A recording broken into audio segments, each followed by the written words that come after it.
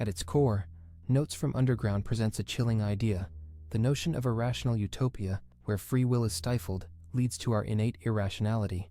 Dostoyevsky argues that while we might attempt to create a perfectly ordered society through logic and statistics, it ultimately fails. Free will is essential to humanity, and when it's suppressed, the foundations of this so-called rational world will inevitably crack. He states that we can describe history in countless ways, but one thing is clear: it's never truly rational. Life is full of moral and rational individuals, sages and humanitarians, who strive to live ethically and be examples for others. However, as life unfolds, many of these individuals end up betraying their own ideals, often in shocking ways. Consider the paradox of human nature. Even if we shower people with every earthly blessing, providing them comfort and security, they still seek chaos and disruption. Dostoevsky suggests that people will risk their own well-being for the sake of maintaining a sense of agency, driven by a need to prove they are not merely machines responding to external stimuli. He paints a picture of humanity as akin to piano keys, suggesting that if we were to reduce people to mere components of a rational system, they would rebel against it. Even if they were entirely controlled by natural laws, they would act irrationally just to assert their individuality. This leads to destruction and chaos as a way to reclaim their humanity. Some might argue that all this chaos could be predicted and managed, restoring order through reason. But Dostoevsky contends that people would rather go mad than submit to a life devoid of free will. He believes that the essence of being human involves continually proving one's own humanity, even if it means descending into barbarism. The most chilling aspect of this narrative is the idea that people might intentionally choose insanity to escape the confines of reason. Dostoevsky suggests that this tendency to resist rationality is evident in historical attempts at creating utopias, which often devolve into dystopian realities. He warns of the dangers posed by authoritarian regimes, predicting that efforts to impose strict rationality could lead to oppression and chaos. Figures like Hitler, embodying the traits of the underground man, used resentment and a desire for revenge to create devastation. In the end, Dostoevsky emphasizes the fragility of human nature. When society tries to suppress the complexities of being human, the result is often disaster rather than the utopia envisioned. The quest for a rational, orderly existence may, paradoxically, lead to a world governed by authoritarianism, where the inherent chaos of humanity is denied rather than embraced. Free will, it seems, is not just a right, but a fundamental aspect of what it means to be human.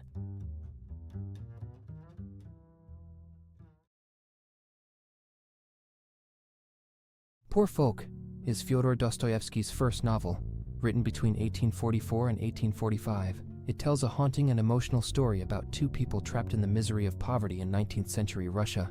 The novel is written as a series of letters exchanged between Makar Devushkin, a poor clerk, and Varvara Dobroselova, his younger cousin, who is also struggling to survive. Through their letters, we see how deeply poverty affects not only their bodies, but also their minds and hearts. Both Devushkin and Dobroselova live in a world where they cannot escape their suffering. Devushkin, dressed in ragged clothes, is mocked by his co-workers and lives in a filthy, cramped room. Dobroselova, once from a respectable family, suffers from illness and abuse, trying to survive by sewing, but it's never enough. Their letters paint a picture of a life with no hope of rising above their terrible situation, where poverty is like a prison that traps them. But their letters aren't just about their hardships. They also share books, which give them a brief escape from the darkness of their reality. For Devushkin, literature is his lifeline. He can endure hunger and pain, but not the loss of his books. Reading becomes their way to hold on to their humanity in a world that has taken almost everything from them. Even in his own misery, Devushkin tries to make Dobroselova's life a little better. He uses what little money he has to buy her gifts, trying to show his love through small acts of kindness. For him, giving these gifts means more than material help. It's about showing her that he cares, even when he has almost nothing. This kindness keeps a small light alive in the bleak world they live in. However, as the novel progresses, the gap between the rich and the poor becomes painfully clear. Dobroselova eventually decides to marry Mr. Bykov, a wealthy man who cares little for her. She makes this choice because, in a society where wealth means freedom and security, she sees no other way to escape her poverty. But by accepting his proposal, she leaves behind her bond with Devushkin, trading their shared suffering for a life of comfort. The letters between them grow colder as she becomes distant, lost in the world of wealth. Their letters show how much they mean to each other, offering support as they both suffer under the weight of poverty. But their bond is fragile, and Dobrosolova's decision to marry Bykov breaks it. In the end, Devushkin is left alone, heartbroken, writing one last letter saying that he loves her and cannot live without her. The novel ends in sadness, showing how poverty not only destroys lives, but also tears apart relationships. Despite their connection, the forces of wealth and class are too strong, and they are ultimately separated by the cruel realities of their world. Poor Folk is a story of love, suffering, and the deep emotional wounds caused by poverty, told through the intimate and mysterious exchange of letters between two lost souls. Everyone has parts of their personality they'd rather not acknowledge, their shadow. This concept, developed by Carl Jung, refers to the unconscious parts of ourselves that we repress or ignore. The shadow holds negative feelings, biases, and insecurities that we don't want to face, but ignoring these aspects of ourselves can lead to distorted thinking, and in some cases, harmful behavior. A clear example of this can be seen in the incel phenomenon. An incel is someone who feels angry and rejected because they can't form romantic relationships, and they often place the blame for their struggles on women. They tend to believe that women are evil or manipulative, without ever questioning why they hold these beliefs. This is a result of their own repressed feelings and issues, feelings of inadequacy, frustration, and insecurity that they haven't dealt with properly. They project these unresolved issues onto women, rather than addressing the root of their own problems. The incel operates on faulty assumptions, or what we could call faulty first principles. First principles are basic beliefs we use to understand the world. If your first principles are wrong, like believing that all women are bad, your thoughts and actions will be based on a flawed view of reality. This often leads to harmful behavior, both to themselves and others.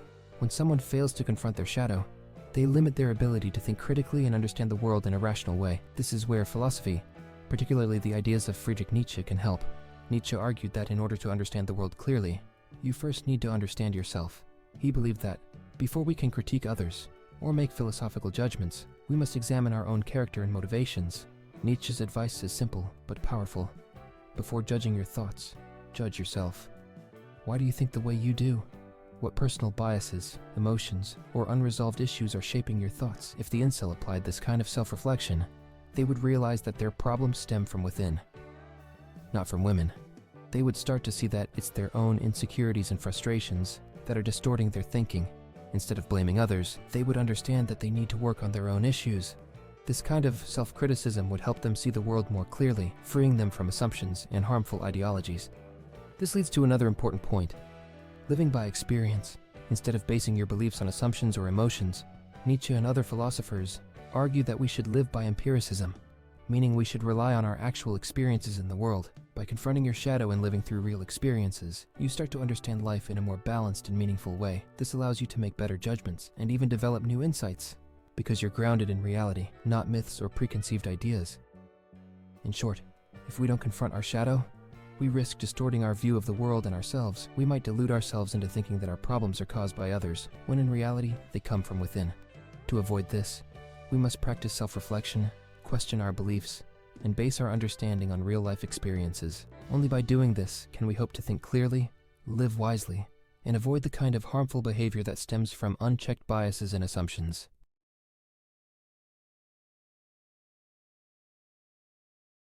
In The Dream of a Ridiculous Man, Dostoyevsky leads us into a place both strange and familiar, a world where life itself seems meaningless, yet hope lingers just out of reach. Our narrator, a man who considers himself ridiculous, has lost all will to live. His days stretch out in front of him like empty hours, devoid of purpose. He's not just misunderstood by others, he believes that even his existence is a joke. So, he decides to end it. Yet, just as he makes this choice, a small event pulls him back from the edge. A girl in distress crosses his path, and for a fleeting moment, he feels something. Pity, perhaps. or maybe even a faint echo of love. Still, the night is heavy, and he falls into sleep. It is in this sleep that the dream begins, and the line between reality and illusion blurs. In the dream, he kills himself, but death does not take him. Instead, he's thrown into a new world, a world so perfect it feels like paradise. Here, people live in harmony, free from jealousy, pride, or anger. Love flows naturally, and there is no conflict. They don't even know the words for war or deceit. It's a world of innocence and peace, one where happiness comes not from knowledge, but from simply being. But this dream soon turns dark. Through a small act, our ridiculous man teaches the people how to lie. The perfect world fractures. The people, once pure, become corrupt. They fight. They grow proud. And they abandon the paradise they once knew. They believe that knowledge, science, and reason will restore what was lost. They declare that knowledge is higher than feeling, and that the consciousness of life is higher than life itself. Yet, with all their science, they remain blind to the simple truth they once lived by, that love, not knowledge, is the key to happiness. The man awakens from his dream, shaken but alive. He realizes that despite his despair, life has meaning, not in the pursuit of wisdom or the endless quest for answers, but in love. Love for others, as for oneself, is all that is needed. This simple truth stands in contrast to the world's obsession with understanding life, dissecting it as though it were a puzzle to solve.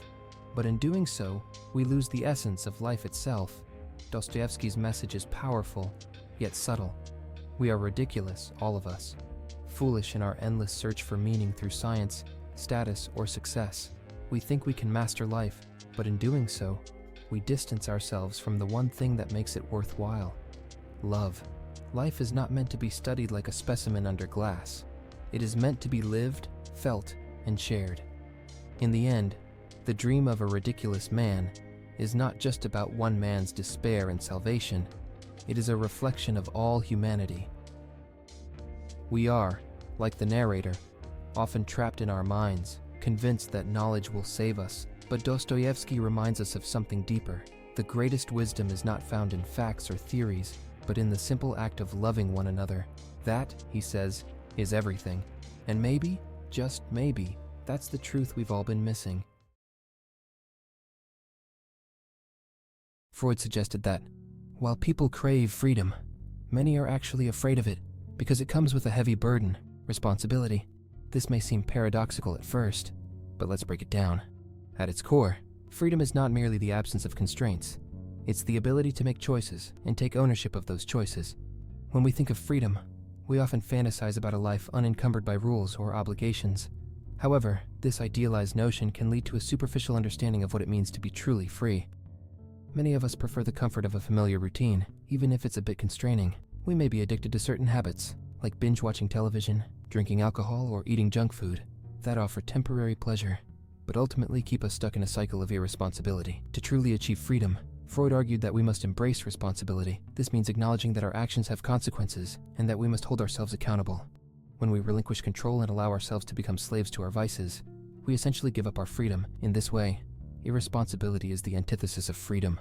It binds us to external influences, rather than allowing us to govern our own lives. Many people find it easier to engage in these fleeting pleasures, rather than face the discomfort that comes with self-reflection and change. Taking responsibility often means confronting uncomfortable truths about ourselves and our lifestyles. It requires effort, discipline, and a commitment to making changes, which can be daunting. So, how can we reconcile our desire for freedom with the need for responsibility? The answer lies in discipline. As the saying goes, discipline equals freedom. Those who achieve true success and freedom understand that it's not about luck. It's about consistent, disciplined action. Successful individuals often speak about the importance of hard work and accountability, while those who struggle may attribute their circumstances to chance or external factors. For example, someone who dreams of financial independence might buy a lottery ticket, hoping for a windfall, while another person might invest time and energy into building a business. The latter approach reflects an understanding that real change comes from effort and responsibility.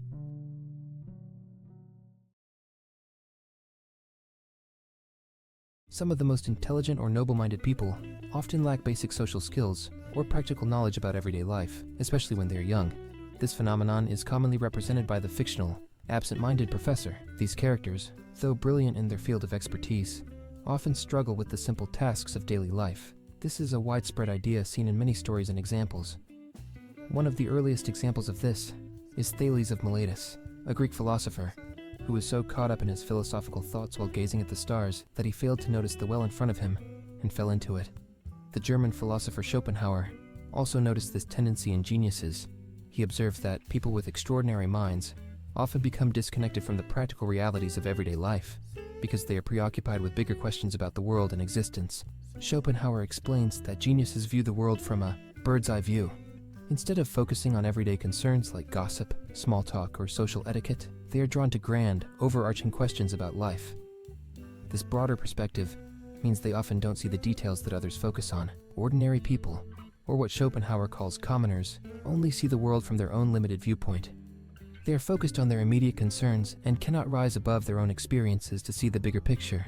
This difference in perspective creates tension between people of great intellect and the average person. A genius by their very nature often judges others by their own high standards, which can lead to disappointment or misunderstanding. Schopenhauer believed that, because of this gap, highly intelligent people are often better off alone. Schopenhauer was quite critical of ordinary people, whom he described as shallow and distracted by trivial matters. He felt that most people do not think deeply about life or the mysteries of existence. His writings were aimed at an audience of similarly gifted individuals, offering advice on how to deal with those who don't share the same intellectual depth. For instance, Schopenhauer advises that when encountering ignorance or pettiness in others, instead of getting frustrated, one should view it like a scientist discovering a new specimen. This detached approach helps avoid emotional upset and allows the genius to continue their path without being hindered by the shortcomings of others. Great thinkers, Schopenhauer suggests, are like eagles that build their nests high up, away from the distractions of ordinary life. Not everyone can be a philosopher, poet, or scientist, and even fewer people can excel in these fields. However, Schopenhauer believed that simply being interested in deeper, more transcendent subjects sets you apart from the common person. Interestingly, another philosopher, Nietzsche, shared Schopenhauer's disdain for ordinary people but for different reasons. Nietzsche's critique focused more on the morality of the masses, which he felt was driven by a herd mentality, while Schopenhauer's focus was on intellectual superiority. Nietzsche criticized the way ordinary people followed conventional moral rules without questioning them. So, basically, Schopenhauer believed that geniuses are often out of touch with daily social realities because their minds are focused on grander questions about existence. He saw this disconnect as a natural consequence of intellectual greatness and advised that those who think deeply should not let the limitations of others bother them. Instead, they should remain detached, focusing on their own intellectual growth and staying above the distractions of the everyday world. In section 41 of Counsels and Maxims, Schopenhauer shares his advice on handling liars. Here's what he suggests. If you suspect someone is lying to you, act as if you believe everything they say. This approach will encourage the person to continue, becoming increasingly assertive in their falsehood. Eventually, they may go too far and reveal their dishonesty. Similarly, if someone is trying to hide something from you but isn't doing it completely, show disbelief even in the part of the truth they've let slip. This reaction will frustrate them, and, in an attempt to prove you wrong, they may reveal more than they intended. Schopenhauer argues that opposing their partial disclosure can provoke them to unleash the full truth. Essentially, there are two tactics here for dealing with deceit. First, by pretending to believe a liar, you can push them to overextend themselves, ultimately exposing their lie. Second, if someone is holding back information but has let a bit slip, acting skeptical will anger them and compel them to reveal even more. In both cases, Schopenhauer highlights the way human social behavior works. People want to be believed, and when they're met with disbelief, they often respond by trying harder to assert their case, which can inadvertently lead to their downfall. It's a strategy that plays on the liar's desire to be convincing, using their own impulses against them. This advice also touches on earlier themes in Schopenhauer's work, about the wisdom that comes with being calm, rational, and unfazed by passion. Someone who lacks this composure may betray themselves when faced with opposition. What does it mean to truly find happiness in life? Can we find real contentment by keeping up with society's ever-changing expectations, or is it better to embrace who we naturally are? German philosopher Friedrich Nietzsche had strong opinions on this, especially when it came to the roles of women. His views on women's emancipation were controversial, because he believed that women stepping away from traditional roles might not actually find the happiness they were seeking. Nietzsche lived during the late 19th century, a time of big social changes. Women were starting to push for equal rights and more opportunities, demanding the freedom to choose their own paths, whether in education, careers, or personal life. Many saw this as a good thing, but Nietzsche had a different take. He argued that this push for equality could lead women away from their true nature, and, in the end, make them unhappy. In Nietzsche's eyes, men and women were fundamentally different by nature. He saw women as naturally nurturing, supportive, and focused on family and children. To him, these qualities weren't just because of social expectations, but because of women's natural instincts. He believed that encouraging women to chase the same goals as men, whether in business, politics, or academia, was a mistake, and would ultimately do more harm than good. He criticized the women's rights movement for creating what he called the modern woman, someone who rejects traditional roles, seeks independence, and competes with men. Nietzsche doubted whether this independence would bring real fulfillment. He thought that by trying to fit into these new roles, women might lose touch with their natural desires and instincts. Nietzsche's main concern was whether this new freedom would lead to happiness, or just leave women feeling disconnected from their true purpose. One of his biggest criticisms of the movement was that it ignored the importance of motherhood and family, which he believed were central to a woman's identity. He argued that by encouraging women to step away from domestic life, society was neglecting a crucial part of what made women who they are. For Nietzsche, focusing on careers and independence was a distraction from what he considered the most meaningful and fulfilling role for women. He also warned that trying to make men and women the same could lead to a loss of individuality and result in mediocrity. Nietzsche believed that society was overlooking the unique strengths of each gender by pushing for equality. In his view, the differences between men and women should be valued and celebrated, not erased. He saw the blending of roles as a threat to personal fulfillment and the overall balance of society. Nietzsche was also critical of the idea that happiness could be found in external achievements or social status. For him, true contentment came from living in alignment with one's natural self. He believed the women's rights movement was based on the false idea that happiness could be found by adopting traditionally male roles. He thought this approach would only lead to dissatisfaction because it ignored the deeper aspects of women's identities.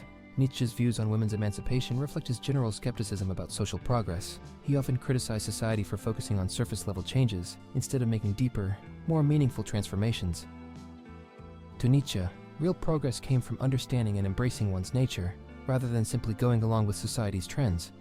So basically, Nietzsche's critique of women's emancipation came from his belief that men and women are fundamentally different. He argued that encouraging women to take on the same roles as men would lead to unhappiness and a loss of identity.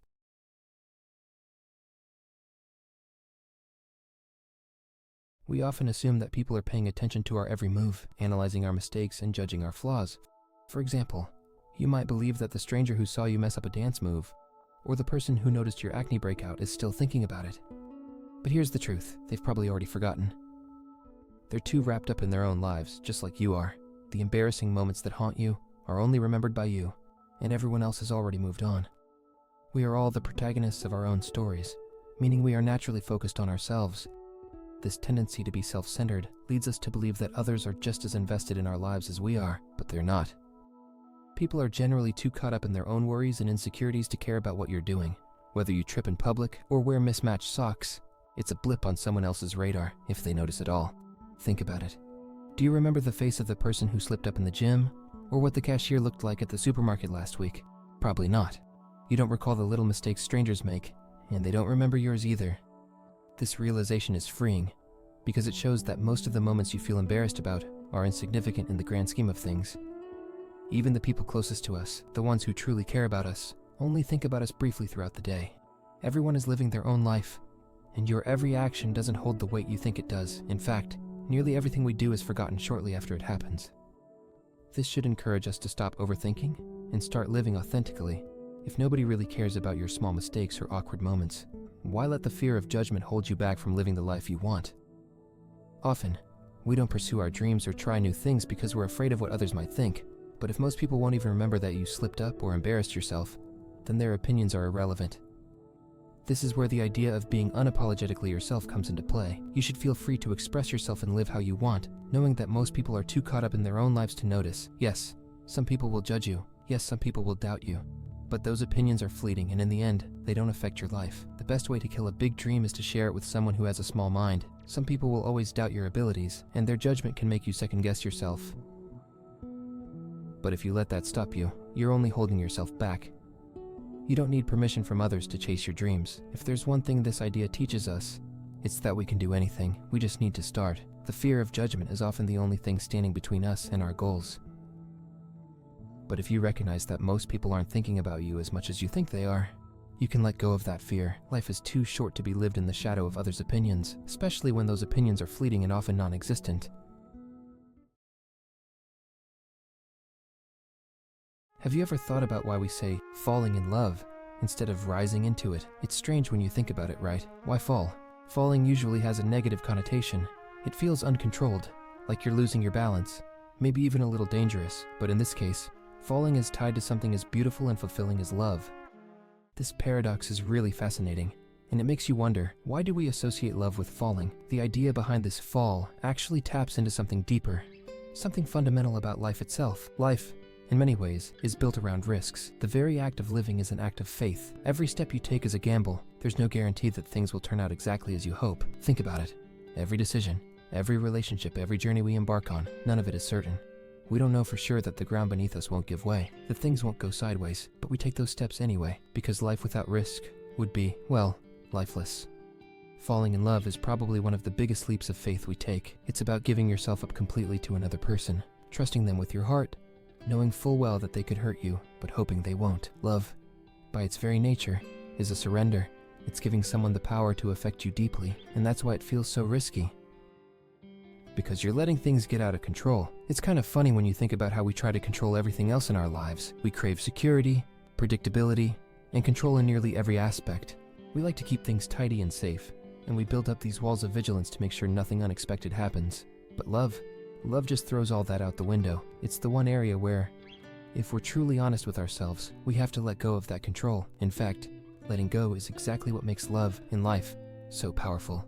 When you truly love someone, you give up that need to manage every detail. You open yourself up to the possibility of being hurt, yes, but also to the possibility of experiencing something incredibly beautiful and profound. It's a wild kind of surrender that seems a bit mad when you think about it logically. Why would you willingly hand over the reins of your heart to another person? Why risk the pain that might come with it? But here's where it gets interesting. That madness is where the sanity lies. It sounds contradictory, but in letting go, we actually find a deeper kind of wisdom. We realize that life is not meant to be controlled or perfectly safe. Life is about embracing uncertainty, diving headfirst into the unknown, and trusting that the journey will be worth it. In love, as in life, the magic happens when we stop trying to hold everything so tightly and instead just allow ourselves to be. Love, in this sense, is not a neat, orderly process. It's chaotic, unpredictable, and often defies logic. But that's what makes it so real and transformative. It challenges us to let go of our fears, to stop watching and waiting for something bad to happen, and to simply be in the moment, fully present and vulnerable. At the end of the day, the act of falling in love is much like the act of living. It's a gamble, an act of faith, and a surrender all rolled into one. And while it may seem a bit mad to throw yourself into something so uncertain, it's in that madness that you find the true beauty of life. Letting go might feel terrifying, but it's the only way to fully experience all that life and love have to offer. So maybe that's why we fall in love, because love, like life, is unpredictable, risky, and often beyond our control. And in that falling, we find something deeper, something that makes all the risk worthwhile. Many men pack into gyms, trying to look like the ideal image sold to them by brands, but this isn't true transformation. True change, as Nietzsche and the character Tyler Durden in Fight Club suggest, comes from something deeper, from going under. This going under refers to letting go of limiting beliefs and facing the hardships we avoid. Only by shedding the old can we truly evolve. We must sail beyond the shore, face danger, and embrace discomfort to truly transform ourselves. Nietzsche's philosophy, particularly the concept of the downgoing from Thus Spoke Zarathustra, encapsulates this idea. Those who embrace downgoing willingly face life's difficult challenges, offering up their current selves as a sacrifice for growth.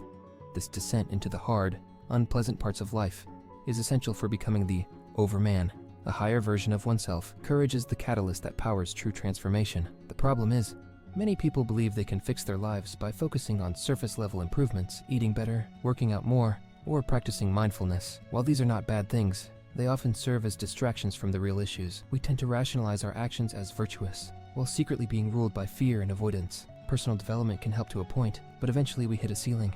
At that point, we must look deeper. confronting the fears and attachments that hold us back. This confrontation is where true courage comes into play. It's not about endlessly improving ourselves, but about facing the unknown and dangerous parts of life, the things that terrify us, but that we know will lead to real growth. Courage is required to leave the comfortable but stagnant places we find ourselves in. It's about following your heart, even if that means entering a period of turmoil or pain.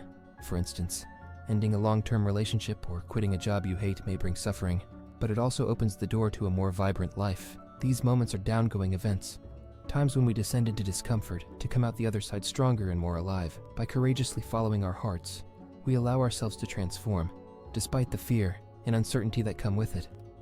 Ultimately, life rewards courage. Only by going under, by embracing the hard, dangerous paths, can we truly rise above. This philosophy of downgoing is counterintuitive, but essential. To move forward, we must first let go and face the challenges we've been avoiding. So basically, courage, not self-improvement, is the true path to transformation. It's not about fixing every little thing in our lives, but about having the bravery to confront the real monsters within. The heart is the compass, and it will lead us through difficult, painful journeys that are necessary for growth. Only by descending can we rise to our fullest potential. In the world of psychology, there is an interesting distinction between two personality types, the intuitive extrovert and the intuitive introvert. These terms might sound complex, but understanding them helps us see how different people experience and interact with the world. Let's break down what these types mean in simple terms. The intuitive extrovert is easier to recognize. These individuals often thrive in action-driven environments like banking, hunting, or gambling. They rely on their intuition to make quick decisions and navigate external situations. Imagine a stockbroker who senses when to make a bold investment, or a hunter who instinctively knows where to find their prey. This kind of intuition is connected to the outside world, making it easier to understand. Now, the intuitive introvert is a bit more complicated. These people don't rely on external cues, but on their inner world, their thoughts, feelings, and deep personal insights. They sense things that are invisible to others, and often what they see or feel inside can seem strange or even bizarre to the average person. Here's an example. A woman once visited Carl Jung and told him she had a snake inside her abdomen. This wasn't a literal snake, of course, but a powerful symbol that represented something she felt deeply. She could sense the snake moving inside her, even describing how it moved up and eventually came out of her mouth as a golden-headed figure. This might sound like an odd or frightening experience to most people, but for her, it was part of her intuitive understanding of her inner self. By the end of her treatment, she felt healed. The same woman had other strange experiences too. She lived in a place that seemed nice and full of lively young people. She thought she was staying at a respectable boarding house, but it turned out to be a private brothel. She had no idea, because her intuition was so focused on other things that she missed the obvious reality. This shows how an intuitive introvert might struggle with everyday situations because they are tuned into their own inner world and might miss what's happening around them. Because of this, people with this personality type often keep their thoughts to themselves. They might fear being misunderstood or seen as crazy if they share their unique experiences. This is one of the challenges of being an intuitive introvert. It's hard for them to express what's going on inside, so they often feel isolated. However, this also gives them a special ability. Sometimes, when they meet someone new, they can almost immediately understand the other person's character, history, or emotional state without being told. It's as if their intuition reads the person's story like a book. This can make their lives fascinating, but it can also make relationships tricky, because they often know things about people that they can't explain. In short, intuitive extroverts are tuned into the outside world, and their instincts help them in fast-paced, practical situations. Intuitive introverts, on the other hand, are focused on their inner lives. They have rich, imaginative experiences, but this can sometimes make it hard for them to connect with others or deal with reality. Both types offer different perspectives on life, and understanding these differences helps us appreciate the complexity of human personality.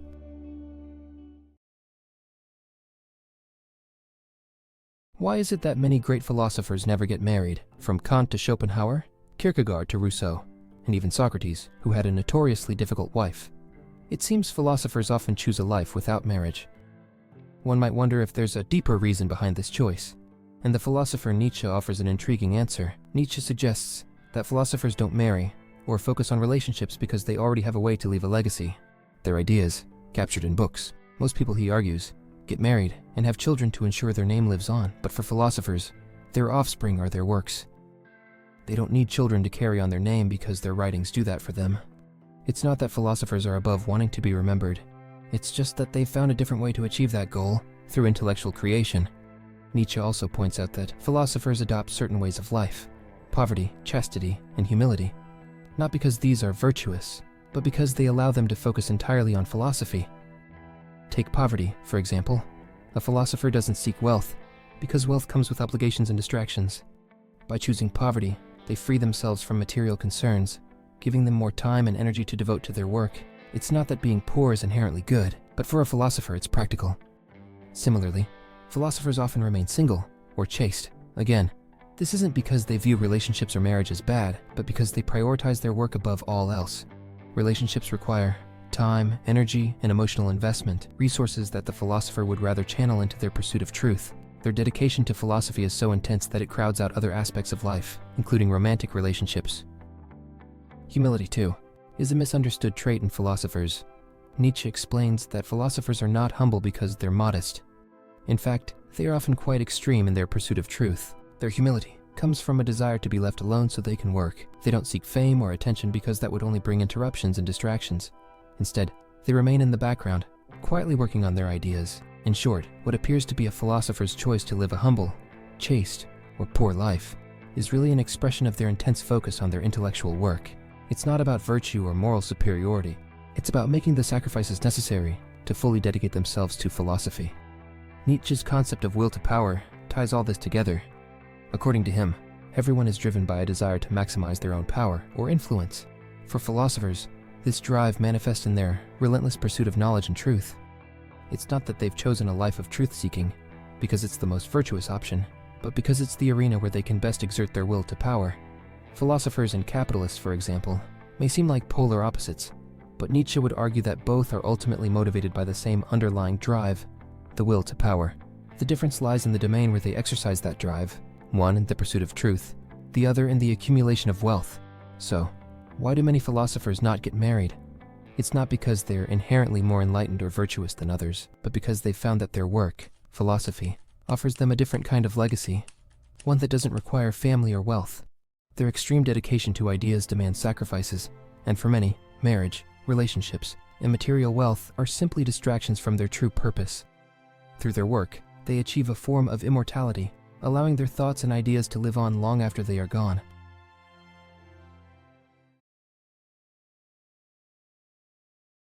In section 45 of Counsels and Maxims, philosopher Arthur Schopenhauer gives some pretty intense advice about how we should handle our negative emotions, especially when it comes to people we don't like or consider our enemies.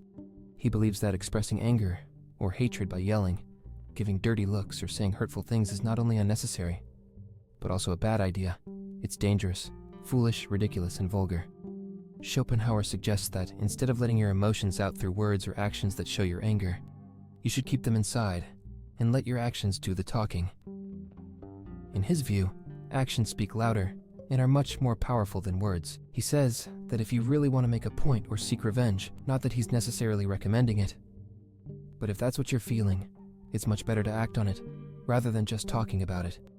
Venting your emotions out loud, according to him, weakens their impact. He uses the metaphor of cold-blooded animals like snakes, whose bite is poisonous. These animals are calm and don't waste energy on showing emotions, but when they strike, it's deadly. Schopenhauer is basically saying that if you truly want to be effective in dealing with an enemy, you should be like a cold-blooded animal, calm, controlled, and only striking when the time is right. Showing your anger too soon or too easily gives away your power and makes you seem out of control. In short, his advice is, don't talk about revenge. Act on it if it's really necessary. But in reality, it's better to let things go and not waste your energy on anger or revenge at all. Schopenhauer seems to be encouraging us to choose our actions wisely and not let our emotions control us. In a marriage, especially for men, one of the best ways to handle conflict is by listening closely to your wife. Women are often more sensitive to negative emotions, not because they're being difficult, but because they're naturally more alert to possible issues. This awareness helps them notice problems early on, partly due to their instinct to protect and care for children.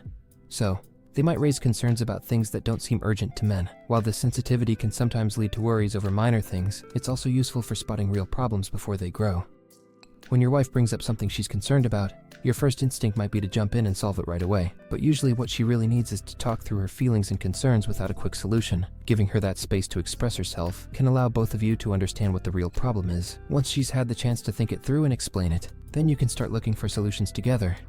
In marriage counseling, Jordan Peterson has seen that many couples benefit from spending at least 90 minutes each week talking about their lives and what's happening in the family. This helps you both stay connected and allows you to work through small issues before they become big problems. It might seem like a lot of time, but if you don't invest this effort, misunderstandings and resentments can build up.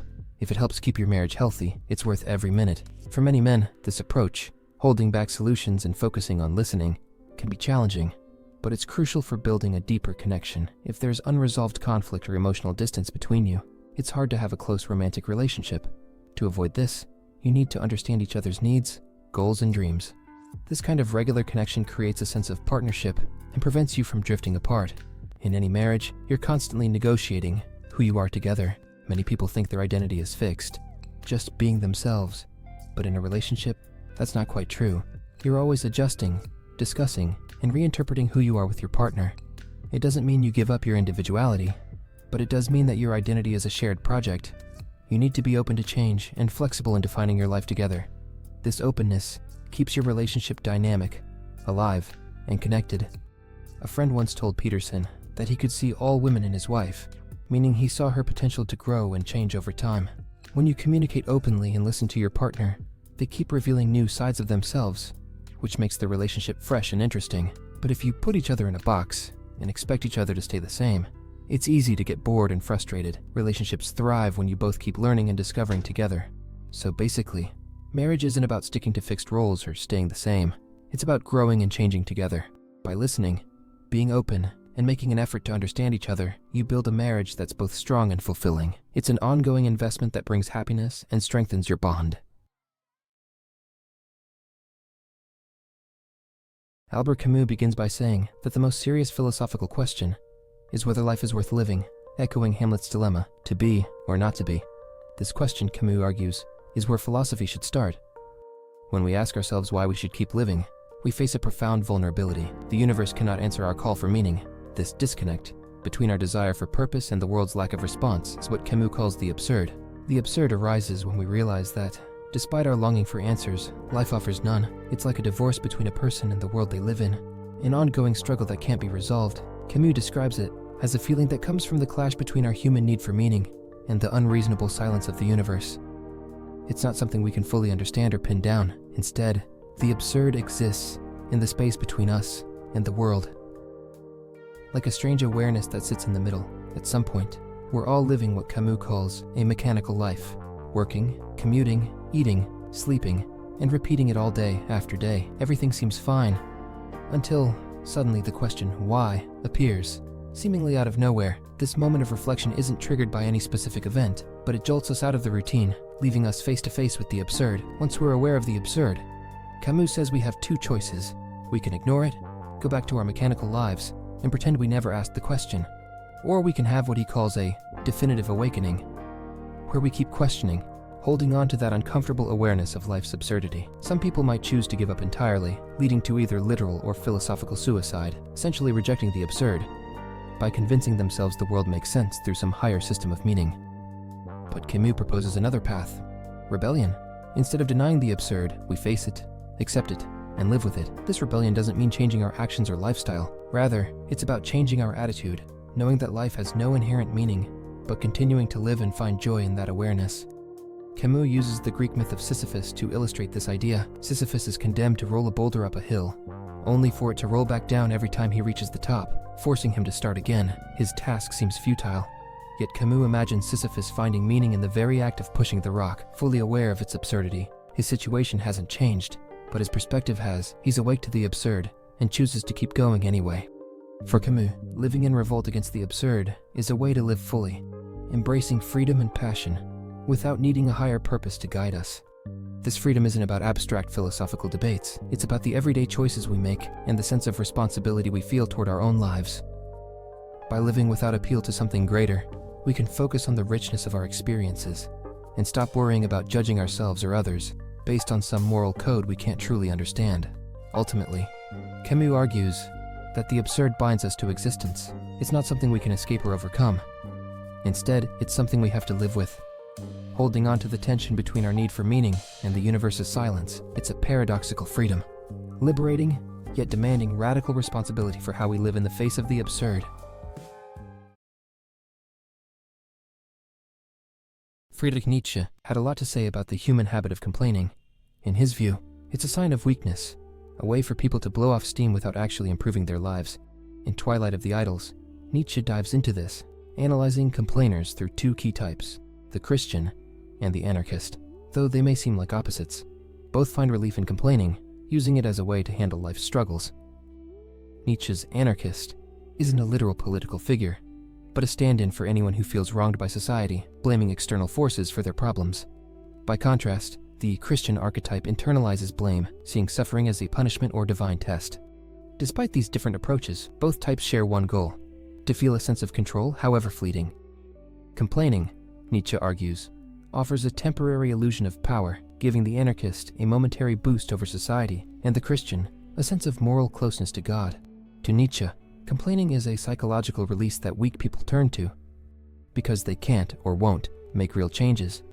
He believed complaining offers a narcotic effect, dulling the pain of feeling powerless without actually changing anything. He even likened it to the relief one feels after cursing when stubbing a toe. Expressing pain can feel good, even though it doesn't fix the source of suffering. But for both anarchist and Christian, this isn't about minor aches, it's a way of coping with a deeper dissatisfaction with life. At the heart of Nietzsche's philosophy is a distinction between the weak and the strong. The weak, he argued, lack the power to change their situation, and thus turn to complaint and blame. This festering resentment, which he called ressentiment, becomes an emotional crutch, a way to justify their lack of control by finding fault in others. This fuels both the anarchist's anger at society and the Christian's moral judgments. For Nietzsche, ressentiment is a way for the weak to lash out, not at themselves, but at others who seem more powerful. So, who are the strong in Nietzsche's world? He doesn't create an archetype for them, as he did with the weak, but he sees them as yes-sayers, people who affirm life rather than reject it. The strong embrace their struggles, saying yes to the world. Instead of defining themselves by what they oppose, they accept things as they are and work with that reality rather than railing against it. To Nietzsche, the strong do not need to complain. They accept life's ups and downs without looking for someone to blame. Nietzsche's vision of the ideal life centers on amor fati, the love of fate. He believed we should embrace all parts of life, even its hardships, instead of resenting them. For Nietzsche, the best way to live powerfully is to be a yes-sayer. Someone who doesn't lean on blame or complaint but fully engages with life's challenges, finding meaning in both joy and struggle. So basically, Nietzsche's message to all of us is, embrace life completely. Don't waste time blaming others or wishing things were different. Instead, find strength in acceptance and learn to love your fate. In section 32 of Counsels and Maxims, Schopenhauer talks about something many of us have likely felt at some point in life: the disappointment of realizing that the world doesn't work the way we hoped or imagined when we were younger. He starts by describing how, when a young person of noble character is starting out in life, they believe that human relationships are based on meaningful things like shared values, mutual respect, or common intellectual interests. In other words, they think people form connections because of who they are inside. But as time goes on, this idealistic view begins to crumble. Schopenhauer explains that most relationships, whether friendships, marriages, or even professional connections, are actually based on practical or material concerns. People align themselves with others because it benefits them in some tangible way, whether that's money, status, or social convenience. Most people, according to Schopenhauer, don't even realize that there could be any other basis for relationships. He points out that society judges people not by their personal qualities, but by external factors like their job, social position, or family background. Essentially, you're labeled by your role in life, and that's how people will treat you. What makes you you, your character, your talents, your intellect, rarely comes into the equation, unless it's convenient for someone else. And even then, the moment it becomes uncomfortable for them, they'll easily dismiss those personal qualities. Schopenhauer believes that the more someone possesses true inner worth, like strong moral character or intellectual depth, the less satisfied they will be with these shallow social structures. As a result, such a person will likely try to pull away from society, retreating from the world that values external appearances and material interests over who they really are. Why does society function this way? Schopenhauer says it's because life is full of suffering and need. People are constantly dealing with hardship, And so the main goal in life becomes finding ways to ease that suffering. This, he argues, is why social arrangements revolve around material concerns. They're about survival and alleviating misery, not about appreciating individual virtue or intellect. This perspective ties into Schopenhauer's broader philosophy, which often leans towards pessimism. He seems to be suggesting that if you're someone who values ideals like honesty, intelligence, and true connection, you'll end up feeling disappointed or even disgusted by the world because it doesn't value those things in the way you hope. For Schopenhauer, the solution seems to be withdrawing from this disappointing reality, as he himself might have done in his personal life. So, basically, Schopenhauer's advice in this section reflects a somewhat bleak view of human relationships. He's telling us that while we might want to be appreciated for who we truly are, the world operates on a much more practical, sometimes harsh, level. It's a sobering thought. But for those who resonate with his ideas, it might offer some clarity about why life often feels this way. What would you do if the truths you've always trusted suddenly felt like strangers? If meaning itself started to slip through your fingers? Fyodor Dostoyevsky, the legendary Russian novelist, wrestled with these questions in a world where faith and reason were at war. Dostoevsky believed that the most dangerous lie we tell ourselves is that we are entirely independent, free from moral responsibility, isolated from others, and accountable only to ourselves. This lie, he argued, quietly shapes our beliefs and actions, keeping us trapped in a false sense of freedom while leading us further into isolation. Born in 1821, Dostoevsky was raised in a devout Russian Orthodox household. His father, a doctor serving Moscow's poorest, exposed him early to the harsh realities of inequality and suffering. Yet, as Dostoevsky grew, he faced a society increasingly skeptical of religious authority. Russia was at a crossroads, caught between traditional faith and the emerging modern worldview. Dostoevsky himself embodied this conflict, torn between the moral teachings of his upbringing and the intellectual currents of his time. At the age of 28, Dostoevsky's life took a dramatic turn. Arrested for participating in political discussions against the Tsar, he was sentenced to death. As he stood before the firing squad, waiting for the command to fire, he was suddenly granted a last-minute reprieve. That brush with death changed him forever. Later he reflected, "Life had seemed endless to me until that moment. I felt the fire of existence in a way I had never known." From then on, his writing became an unflinching exploration of human suffering, redemption, and the lies we live by. One of these lies, the most insidious according to Dostoevsky, is the belief that we can live without conscience or accountability. He brings this idea to life through Raskolnikov, the tortured protagonist of Crime and Punishment. Raskolnikov convinces himself that he's extraordinary, a man above ordinary moral rules. This belief leads him to murder, justifying it as a test of his intellectual freedom. But instead of liberation, Raskolnikov finds only guilt, paranoia, and suffering. The lie that he could live as his own judge, free from the constraints of morality, destroys him from within. Dostoevsky saw this same danger in broader society. In The Brothers Karamazov, Ivan Karamazov declares, "If God does not exist, everything is permitted." Ivan believes that without divine authority, humans are free to set their own rules. But Dostoevsky doesn't celebrate this freedom. Instead, Ivan becomes consumed by the emptiness of his own philosophy. Like Raskolnikov, he suffers under the weight of his ideas, proving that the absence of moral accountability doesn't liberate, it isolates and destroys. For Dostoevsky, the lie of independence is a rebellion against the truth of human interconnectedness. His characters repeatedly wrestle with this tension. In Notes from Underground, the narrator tries to assert his freedom by rejecting societal norms, but his isolation only deepens his misery. Similarly, in Demons, characters attempt to break free from shared moral values, only to descend into chaos and despair. Dostoevsky's message is clear: freedom without responsibility isn't freedom at all. It's a kind of self-inflicted exile. So, what's the alternative? Dostoevsky offers a radical answer: humility. True freedom, he believed, comes not from asserting our independence, but from recognizing our interconnectedness. In The Brothers Karamazov, Alyosha, the youngest brother, shows this through his willingness to embrace suffering and humility. Unlike his tormented siblings, Alyosha grounds himself in love and compassion, finding purpose not in pride, but in connection. His path isn't easy, it's filled with pain, but it leads to genuine meaning. For Dostoevsky, humility isn't weakness, it's the courage to admit our dependence on others and to live with a sense of responsibility for the world around us.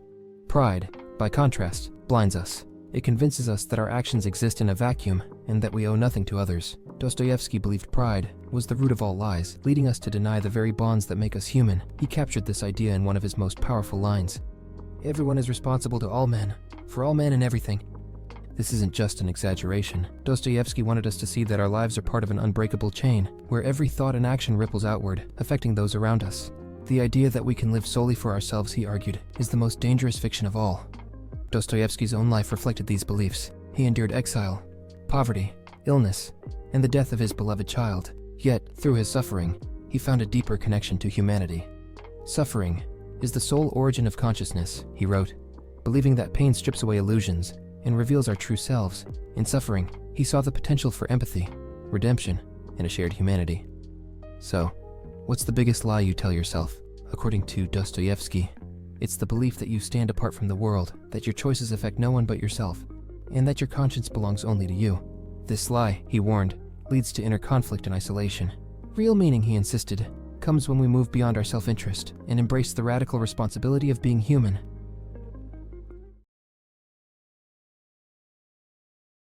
Carl Jung believed that life can be divided into 4 main stages, but the real challenges and struggles arise in only 2 of them. Let's break it down simply. Early childhood. This is the first stage where life is pretty smooth. As kids, we're not fully aware or conscious, so we don't really face many serious problems. Sure, things might have been rough depending on your upbringing, but the deep struggles of adult life weren't there yet. Children live mostly in a single-minded, unconscious state, much like animals or primitive tribes, who don't have complex problems either. Adolescence to midlife. This is the second stage, where the real challenges begin. As we grow more aware, we start facing conflicts and different perspectives. For example, we want to enjoy life like eating that cake, but also want to stay healthy. Our instincts and desires clash, leading to inner conflict. During this phase, we're also trying to establish ourselves, building careers, families, and identities. This is the busy stage of life, full of ambition, but it's also when we start facing emotional and psychological struggles. Midlife to early elderly. This is the third stage, when things shift. People tend to continue what they've been doing in their earlier years, but according to Jung, this is the time to focus more on your inner self. After years of chasing material success, many start to search for deeper meaning. Some may turn to religion or seek a greater sense of purpose. It's also a time when many become more rigid in their beliefs, thinking, "This is how I've always done it, so it must be right." The final stage, old age, is when we return to a simpler, almost childlike state. Not childish in behavior, but in the sense that we're less concerned with life's complexities. Facing death, people often find that the physical problems are there, but the emotional or mental struggles aren't as intense as in earlier stages. According to Jung, the problems we face stem from being conscious. In our unconscious states, like in early childhood, we don't have these conflicts because we're not fully aware of different perspectives or conflicting motives. But once we become conscious and aware of different possibilities, that's when the struggles arise. A key solution to these problems, as suggested in the modern view, is to develop habits and routines. By putting certain tasks or decisions on autopilot, we can avoid the constant internal debate. For example, if you make going to the gym a habit, you won't struggle with deciding whether or not to go. You'll just do it automatically. Jung also emphasized that difficulties occur when transitioning between life stages. For instance, moving from childhood to adulthood can be tough if you try to hold on to childish habits. And the same goes for midlife to later years. These transitions require adaptation. If you don't adjust to the new realities of each stage, you'll face more problems. Finally, Jung pointed out that while we often set big goals, the real focus should be on the process of working towards them. Achieving the goal itself isn't always the point. The journey of self-improvement is what matters most. So basically, life's challenges come from becoming more conscious and from the shifts between stages. But with a little awareness and adjustment, we can make the most of each stage and keep growing as individuals. Above all, do not lie to yourself. A man who lies to himself and listens to his own lie comes to a point where he does not discern any truth either in himself or anywhere around him, and thus falls into disrespect towards himself and others. Not respecting anyone, he ceases to love, and having no love, he gives himself up to passions and coarse pleasures in order to occupy and amuse himself, and in his vices reaches complete bestiality. And it all comes from lying continually to others and himself. A man who lies to himself is often the first to take offense. It sometimes feels very good to take offense, doesn't it? And surely he knows that no one has offended him, and that he himself has invented the offense and told lies just for the beauty of it, that he has exaggerated for the sake of effect, that he has picked up on a word and made a mountain out of a pea. He knows all of that, and still he is the first to take offense. He likes feeling offended. It gives him great pleasure, and thus he reaches the point of real hostility. In section 43 of Counsels and Maxims, Arthur Schopenhauer offers a unique perspective on being cheated. He writes, "Money is never spent to so much advantage as when you have been cheated out of it, for at one stroke you have purchased prudence." It's a short but thought-provoking statement that suggests that losing money to deception isn't entirely negative. Instead, Schopenhauer encourages us to see the experience as a learning opportunity. Being cheated can be seen as a transaction. What you lose in money, you gain in wisdom. This idea can be hard to digest at first. Nobody enjoys being taken advantage of or losing something valuable, but Schopenhauer wants us to shift our mindset. The money you've lost has, in a way, paid for a lesson. You now know more about the world, about how some people operate, and about your own ability to be deceived. This purchase of prudence is valuable because it equips you with the knowledge to avoid similar situations in the future. This approach reminds me of Stoic philosophy, particularly Epictetus. In one of his teachings, he says that if a servant steals from you, you should view the loss as the price of peace. Essentially, he argues that you shouldn't let yourself become upset over small material losses like a loaf of bread. What's more important is maintaining your inner peace and emotional balance. Schopenhauer takes a slightly different approach though. Instead of focusing on staying calm, he suggests that you've made a trade, your money for a better understanding of people's true nature. It's a more cynical view, but still offers a way to turn a negative experience into something beneficial. This concept can resonate with anyone who's experienced disappointment, whether it's being cheated financially or simply let down by someone. In life, losses are inevitable, and Schopenhauer offers us a practical way to deal with them. Rather than dwelling on the pain or frustration, we can see these moments as stepping stones toward becoming wiser and more aware. The experience, though unpleasant, leaves us better prepared for the future. So basically, this is a reminder that life's tough moments often come with valuable lessons. Losing money or being cheated isn't fun, but if we view it as buying a dose of wisdom, the loss feels a little less painful. Life, after all, is full of ups and downs, and the key is to learn from every experience, even the bad ones. When a man idealizes a woman and projects his fantasies onto her, he gives her immense power. However, this can be dangerous for a woman if she starts to identify with that projection and tries to live out his desires. A well-known example of this is Marilyn Monroe, who became a love goddess for many men. Her life illustrates the risks of living as a symbol of someone else's fantasies, rather than being true to oneself. Marilyn Monroe's life shows how a woman can lose herself when she becomes the embodiment of men's fantasies. She didn't live her own life, but acted as the ideal woman men wanted her to be. This kind of behavior often stems from a realization that beauty can grant women significant influence over men. Some women learn to act in ways that appeal to this projection, playing what is sometimes called the anima role. However, this is not genuine love. It is a power dynamic. Women who rely on their appearance to manipulate men may gain control over them temporarily, but often at the cost of their own happiness. Such women may crave admiration and dominance, wanting men to adore them.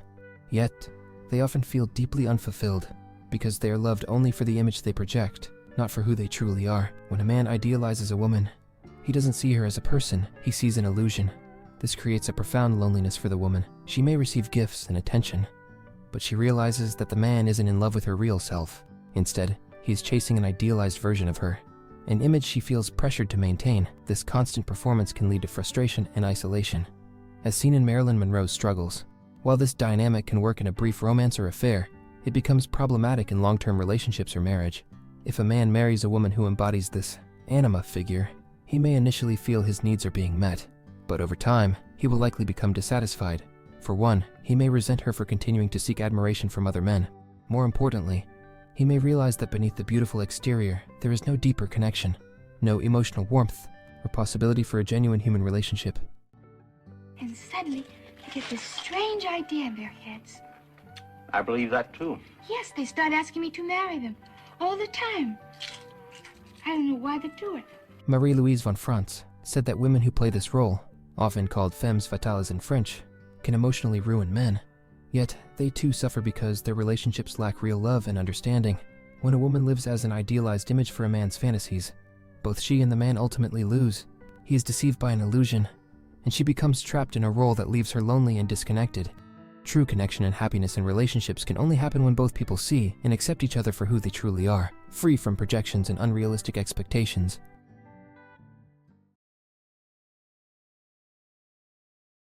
Imagine if, every night, you could dream any dream you wanted. You could control every detail, deciding exactly what would happen. Say you had the power to fit 100 years of life into a single night. So in one night, you could experience a whole lifetime. You'd start off by fulfilling all your wishes, experiencing every possible pleasure, with no limits. You'd spend several nights diving into dreams of perfect happiness, creating your own paradise. But soon, even all the pleasure in the world wouldn't feel as exciting. After a few nights, you'd likely feel that you wanted something more than just joy. You might think, let's add some surprise to these dreams. What if I dream something that's beyond my control, something unexpected? And so, you'd create a dream with an element of risk or mystery, a chance that things might not go as planned. You'd have moments where you'd feel uncertain, maybe even a bit afraid, and then wake up saying, wow, that was close. But it would feel refreshing and thrilling. Once you got a taste of this unpredictability, you'd want more of it. Over time, you'd make your dreams more and more adventurous, pushing the boundaries of what you could imagine.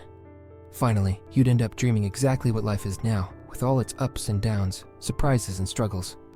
You'd discover that the life you're living today, with its unique challenges, would be the most interesting dream of all. This idea, according to Alan Watts, suggests that we're not simply victims of a mechanical universe, or a plan set by some higher power that controls our lives. Instead, we're choosing to live this life, with all its complexities, because it's the kind of experience we crave. Sometimes, it's easy to feel as if we're at the mercy of forces beyond our control, or that life is just one big stressful game that we have to win. But this perspective makes life seem like a burden, like a never-ending problem to solve. Watts encourages us to see life differently. What if life is not a trap or a struggle, but rather a rich experience that we chose? What if each person is, in essence, the ultimate reality, not a god in a kingly or authoritarian sense, but in a deeper, self-connected way? In this way, we're all connected to something vast and powerful, and we're pretending to be separate and powerless just to make life feel more real, more exciting. In this view, life becomes a thrilling game, a grand adventure in which every moment has purpose. You're not merely someone swept along by life's currents. You're someone who chose this journey, embracing every twist and turn along the way. Have we built in our world a wall of rules and logic so thick that it keeps love and connection out? Are we losing what makes us human? The ability to love and be loved. This is one of the biggest problems we face today. It's something we need to think about. If we don't want to fall into a world where everything is over-organized and people get lost in the system. We hear people talking about this now. They say there's too much control, too much government, too many rules. They say humanity is being turned into numbers and data run by computers and systems. Rules, of course, are needed when there are so many of us living together. But the way they work now is the same for everyone. They don't care who you are as a person. And this makes life feel colder, less human. It wasn't always like this. In smaller, older communities, people knew each other personally. They didn't need so many rules because everyone understood each other's quirks and faults. If someone was a bit odd, or even sick in the head, they weren't sent away to an institution. The community would just accept them and work around it. People would shrug and say, oh, that's just how he is, and they'd carry on. For example, Marie-Louise von Franz remembers a man in the village where she grew up. His father was a kleptomaniac. He couldn't stop himself from stealing. When we moved in, the son came to our house and said, if anything goes missing, just come to me. My father probably took it and I'll give it back. That man didn't need to go to a mental hospital because the community understood and helped. They didn't treat him as a problem to fix, but as a person to accept. This way of living worked because people mattered to each other. Even if someone was difficult or different, they still belonged. The community would carry them, faults and all. It was personal. And because it was personal, there wasn't so much crime or need for harsh rules. People had freedom because the community trusted them to just be who they were. Now, we've lost that. We've replaced personal relationships with systems and structures. But we need to bring that personal touch back in some way. We need to remember how to see people as they are and accept them, flaws and all. That's what makes life human, and it's something worth saving. A century ago, German philosopher Oswald Spengler published a work that remains deeply thought-provoking, The Decline of the West. In this monumental 2-volume book, Spengler offered a new way of looking at history, one that challenges the idea of endless progress. Instead, he argued that civilizations, much like living organisms, go through life cycles, birth, growth, maturity, decline, and death. According to Spengler, the West is now in its final stages, and his predictions about our modern world feel eerily accurate. A new way of thinking about history. Most of us are used to thinking about history as a straight line, always advancing towards something better. Spengler rejected this view. Instead, he saw history as a collection of unique cultures, each with its own personality and destiny. Like people, these cultures are born, grow, and eventually die. No culture, not even the mighty Western one, is immune to this pattern. Just as ancient Egypt, Greece, Persia, and Rome rose and fell, so too will the West. Spengler believed that Western culture is defined by a Faustian spirit, inspired by the legend of Faust, a man who makes a pact with the devil in his relentless quest for knowledge and power. This restless desire to explore and conquer has fueled incredible achievements, from the Viking voyages and Gothic cathedrals to the scientific revolutions of the 18th and 19th centuries. The West's drive for infinity can even be seen in skyscrapers, space exploration, and today's digital domination of cyberspace. But no culture can grow forever. According to Spengler, once a civilization reaches its peak, decline is unavoidable. For the West, the turning point came with the French Revolution, the rise of Napoleon, and the Industrial Revolution. These events marked a shift from a focus on art, philosophy, and spiritual depth to an era dominated by technology, economics, and politics. Spengler made an important distinction between culture and civilization.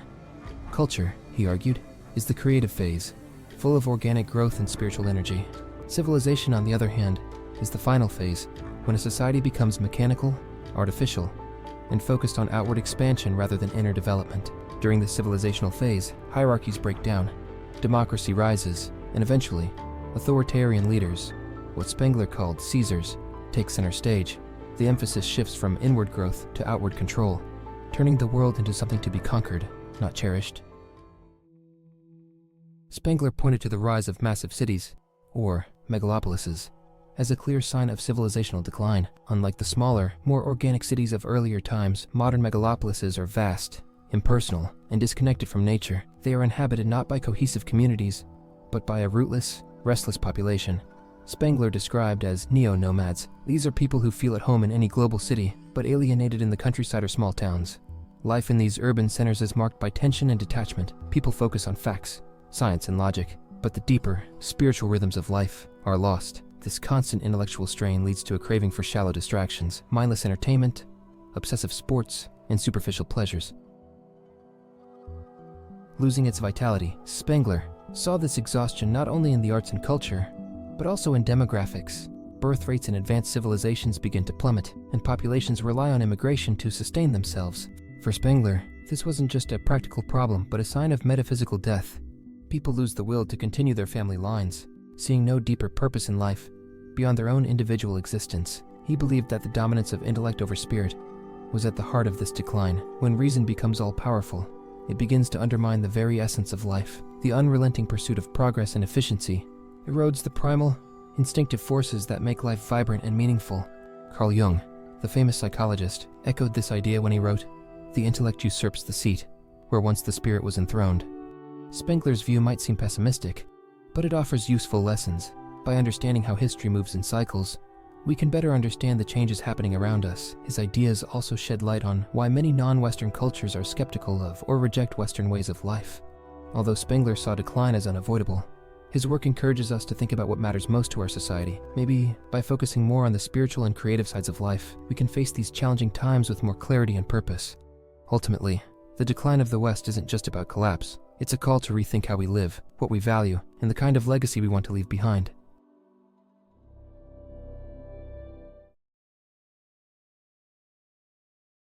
Humans are fascinating and complex beings. Throughout history, there have always been people who dedicate their lives to living morally and rationally. These individuals strive to set an example for others, showing that it is possible to lead a good and sensible life. They aim to be like a guiding light for their neighbors. However, even these well-meaning people often fail at some point.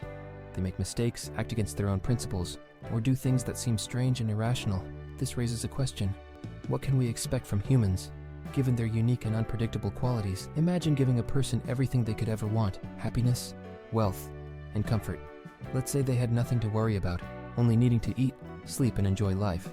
Even in such a perfect situation, people would still find ways to cause trouble. Out of spite or curiosity, they might make irrational choices, risking their happiness just to disrupt the peace. Why do people behave this way? In Notes from the Underground, Fyodor Dostoyevsky concluded that humans have a deep need to express their individuality, even if it leads to chaos. They crave the freedom to dream, make mistakes, and act foolishly. This behavior reminds them that they are not machines, like the keys of a piano, controlled entirely by rules and logic. People resist being predictable, even when science or reason tells them they should act in a certain way. Instead, they might do something irrational, just to prove they have free will. Even if it were scientifically proven that humans are no different from machines, people would still rebel. They would create disorder and suffering just to assert their independence. This is a strange but essential part of human nature. The desire to remain unpredictable, even at a cost.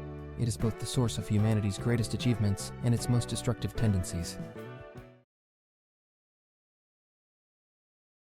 In section 26 of Counsels and Maxims, Schopenhauer dives into the social effects of living among people who, by nature, are shallow and self-absorbed.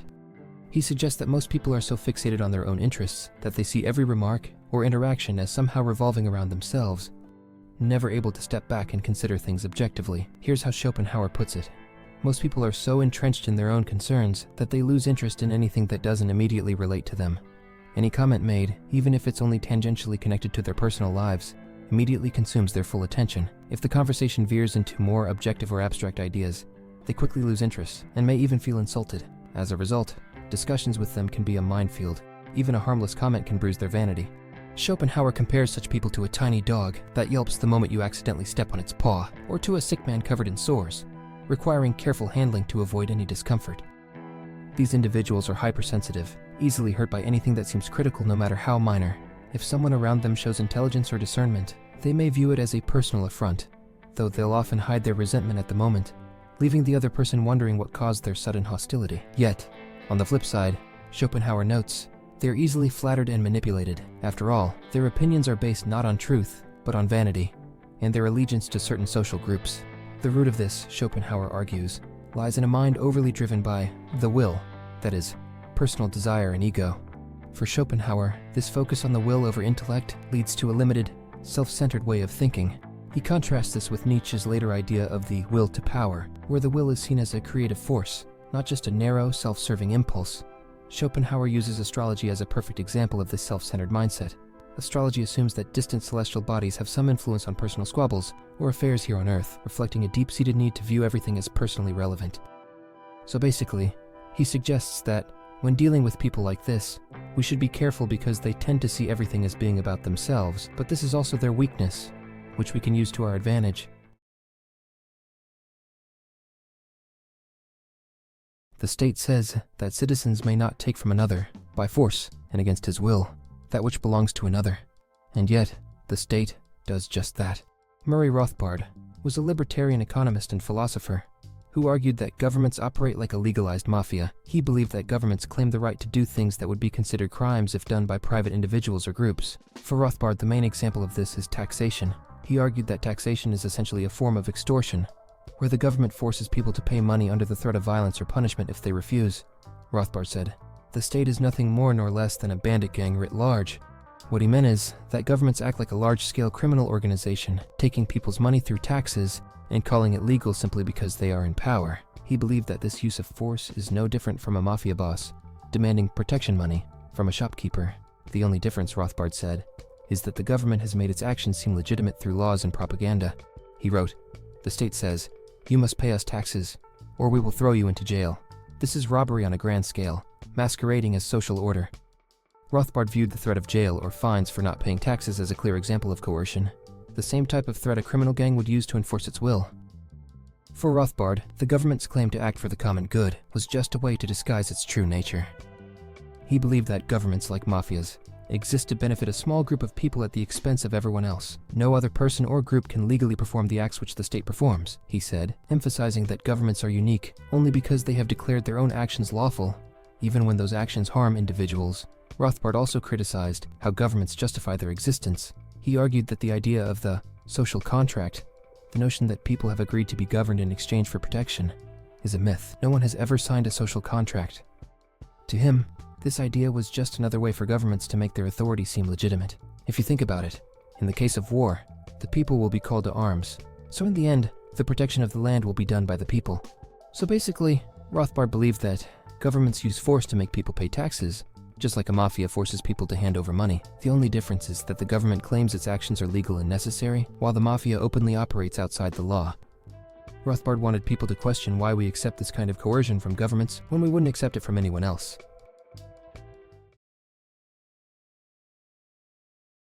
Plato believed that the world we see around us is not the real world, but just a shadow of a deeper, perfect reality. To explain this, He used the idea of the world of forms. He said that everything we experience in the physical world, like trees, animals, or even concepts like beauty or justice, is just an imperfect copy of its true, perfect version in the world of forms.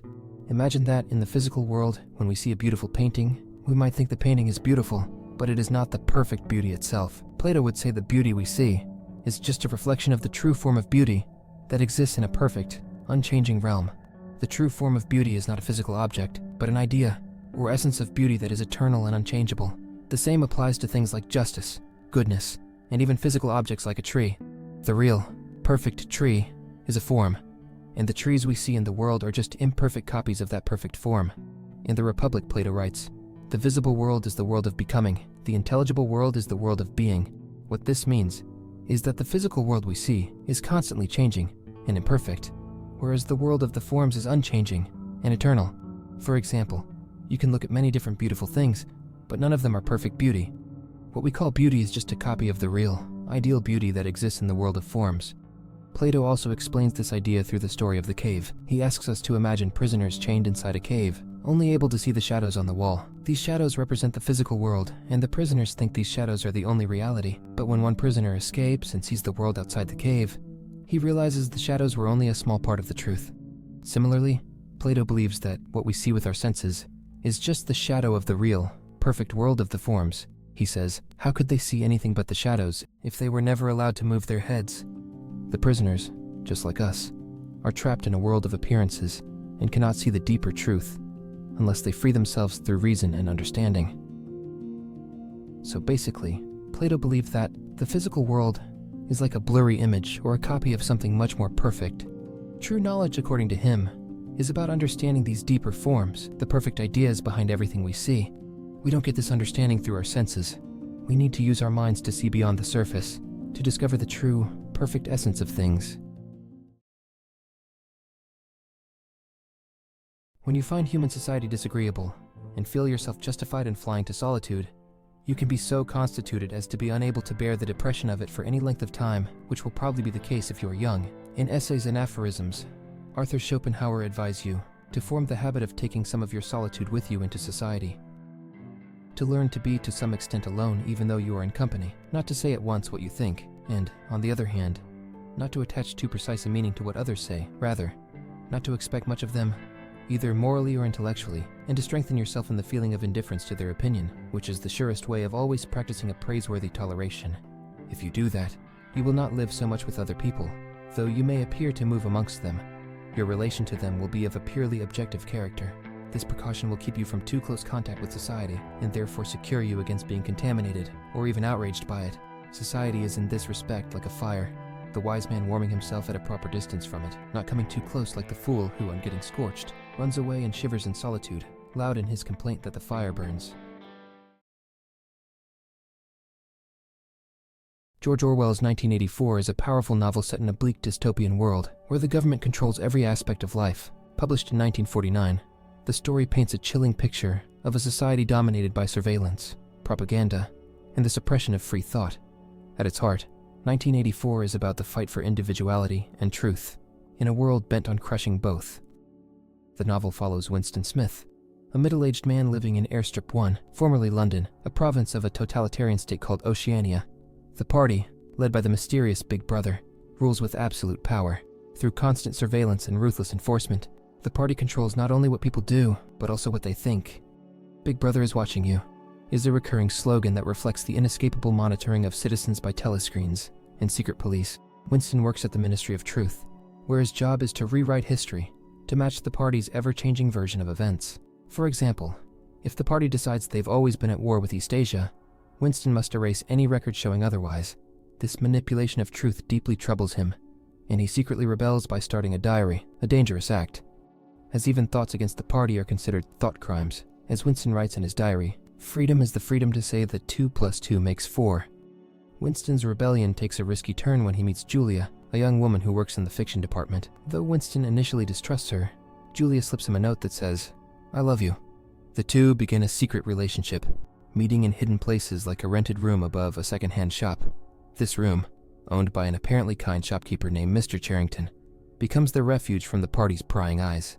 Their relationship is not just about love, it's an act of defiance. As Julia explains, the party seeks power entirely for its own sake. It is not interested in the good of others, it is interested solely in power. Believing they might be part of a larger resistance, Winston and Julia try to join a group called the Brotherhood, which they've heard is working to overthrow the party. They are introduced to O'Brien, a high-ranking party member who pretends to share their rebellious spirit. O'Brien gives Winston a book that explains how the party maintains control through lies, fear, and manipulation. The book states, "Who controls the past controls the future. Who controls the present controls the past." But Winston and Julia's rebellion is doomed. Mr. Charrington, the shopkeeper, is actually a member of the Thought Police, and their safe room was a trap all along. They are arrested and taken to the Ministry of Love, where they are separated and subjected to brutal torture. O'Brien, who is never a rebel, oversees Winston's torment. He tells Winston, "Power is in tearing human minds to pieces and putting them together again in new shapes of your own choosing." The most harrowing moment comes when O'Brien subjects Winston to his greatest fear, rats. Trapped and broken, Winston screams, "Do it to Julia, not me." This betrayal marks the end of his resistance. He is released back into society, but he is no longer the same. In the novel's tragic conclusion, Winston meets Julia again, but they are both hollow, having betrayed each other under torture. They no longer feel love or connection. Winston has been completely brainwashed. The final line of the book reveals his ultimate surrender. He loved Big Brother. Key scenes, like Winston's secret diary, his first meeting with Julia, the betrayal in the rented room, and his breaking point in the Ministry of Love, show the terrifying power of the party. Orwell's use of slogans like "war is peace," "freedom is slavery," "ignorance is strength," highlights how language and truth can be twisted to control people. The party's goal is absolute, to make individuals incapable of independent thought. 1984 is a warning about the dangers of totalitarianism, propaganda, and the loss of personal freedom. Orwell's vision of a world where truth is erased and minds are controlled remains hauntingly relevant, reminding us to guard against oppression and to value truth, even when it's inconvenient or dangerous. Imagine a future where humans have solved hunger, disease, and war. What would we do next? That's the question Yuval Noah Harari tackles in Homo Deus, A Brief History of Tomorrow. It's a fascinating, sometimes unsettling look at what could happen as we continue to push the boundaries of technology and biology. Harari starts by pointing out something that seems almost unbelievable when you stop to think about it. We've made massive progress in areas that were once humanity's biggest challenges. In the 21st century, humans are more likely to die from eating too much than from eating too little, he writes. It's a remarkable shift. Instead of worrying about survival, we're looking at ways to enhance ourselves, becoming smarter, stronger, and maybe even immortal. But Harari warns that this isn't just about improvement. He suggests we're trying to become something entirely new, Homo Deus, or human gods. With all that power, though, comes big questions. Is there anything more dangerous than dissatisfied and irresponsible gods who don't know what they want? Harari asks. It's a chilling reminder that just because we can do something doesn't mean we should. One of the most thought-provoking parts of the book is Harari's idea of dataism. In his view, data and algorithms are becoming the new religion. We're already seeing this in how we rely on technology to make decisions for us, whether it's what movie to watch next or which route to take to work. Harari goes even further, suggesting that humans might just be biochemical algorithms ourselves. It's a startling thought. If machines can analyze and process data better than we can, what's left for us to do? He warns, once we begin to count on algorithms to decide what to study, where to work, and who to marry, humanism will collapse. It's a wake-up call about how much power we're handing over to machines without really thinking about the consequences. Harari also explores our age-old dream of living forever. With tech giants like Google investing in ways to beat death, it's no longer just science fiction. In the 21st century, the last big project of humankind will be to gain immortality, he says. It's exciting and terrifying all at once. But Harari asks an important question. Even if we can live forever, should we? What happens to the meaning of life if it never ends? Would we get bored? Would relationships and achievements still matter? It's not just about the possibility of living forever. It's about what kind of life that would be. The future Harari paints isn't all sunshine and rainbows.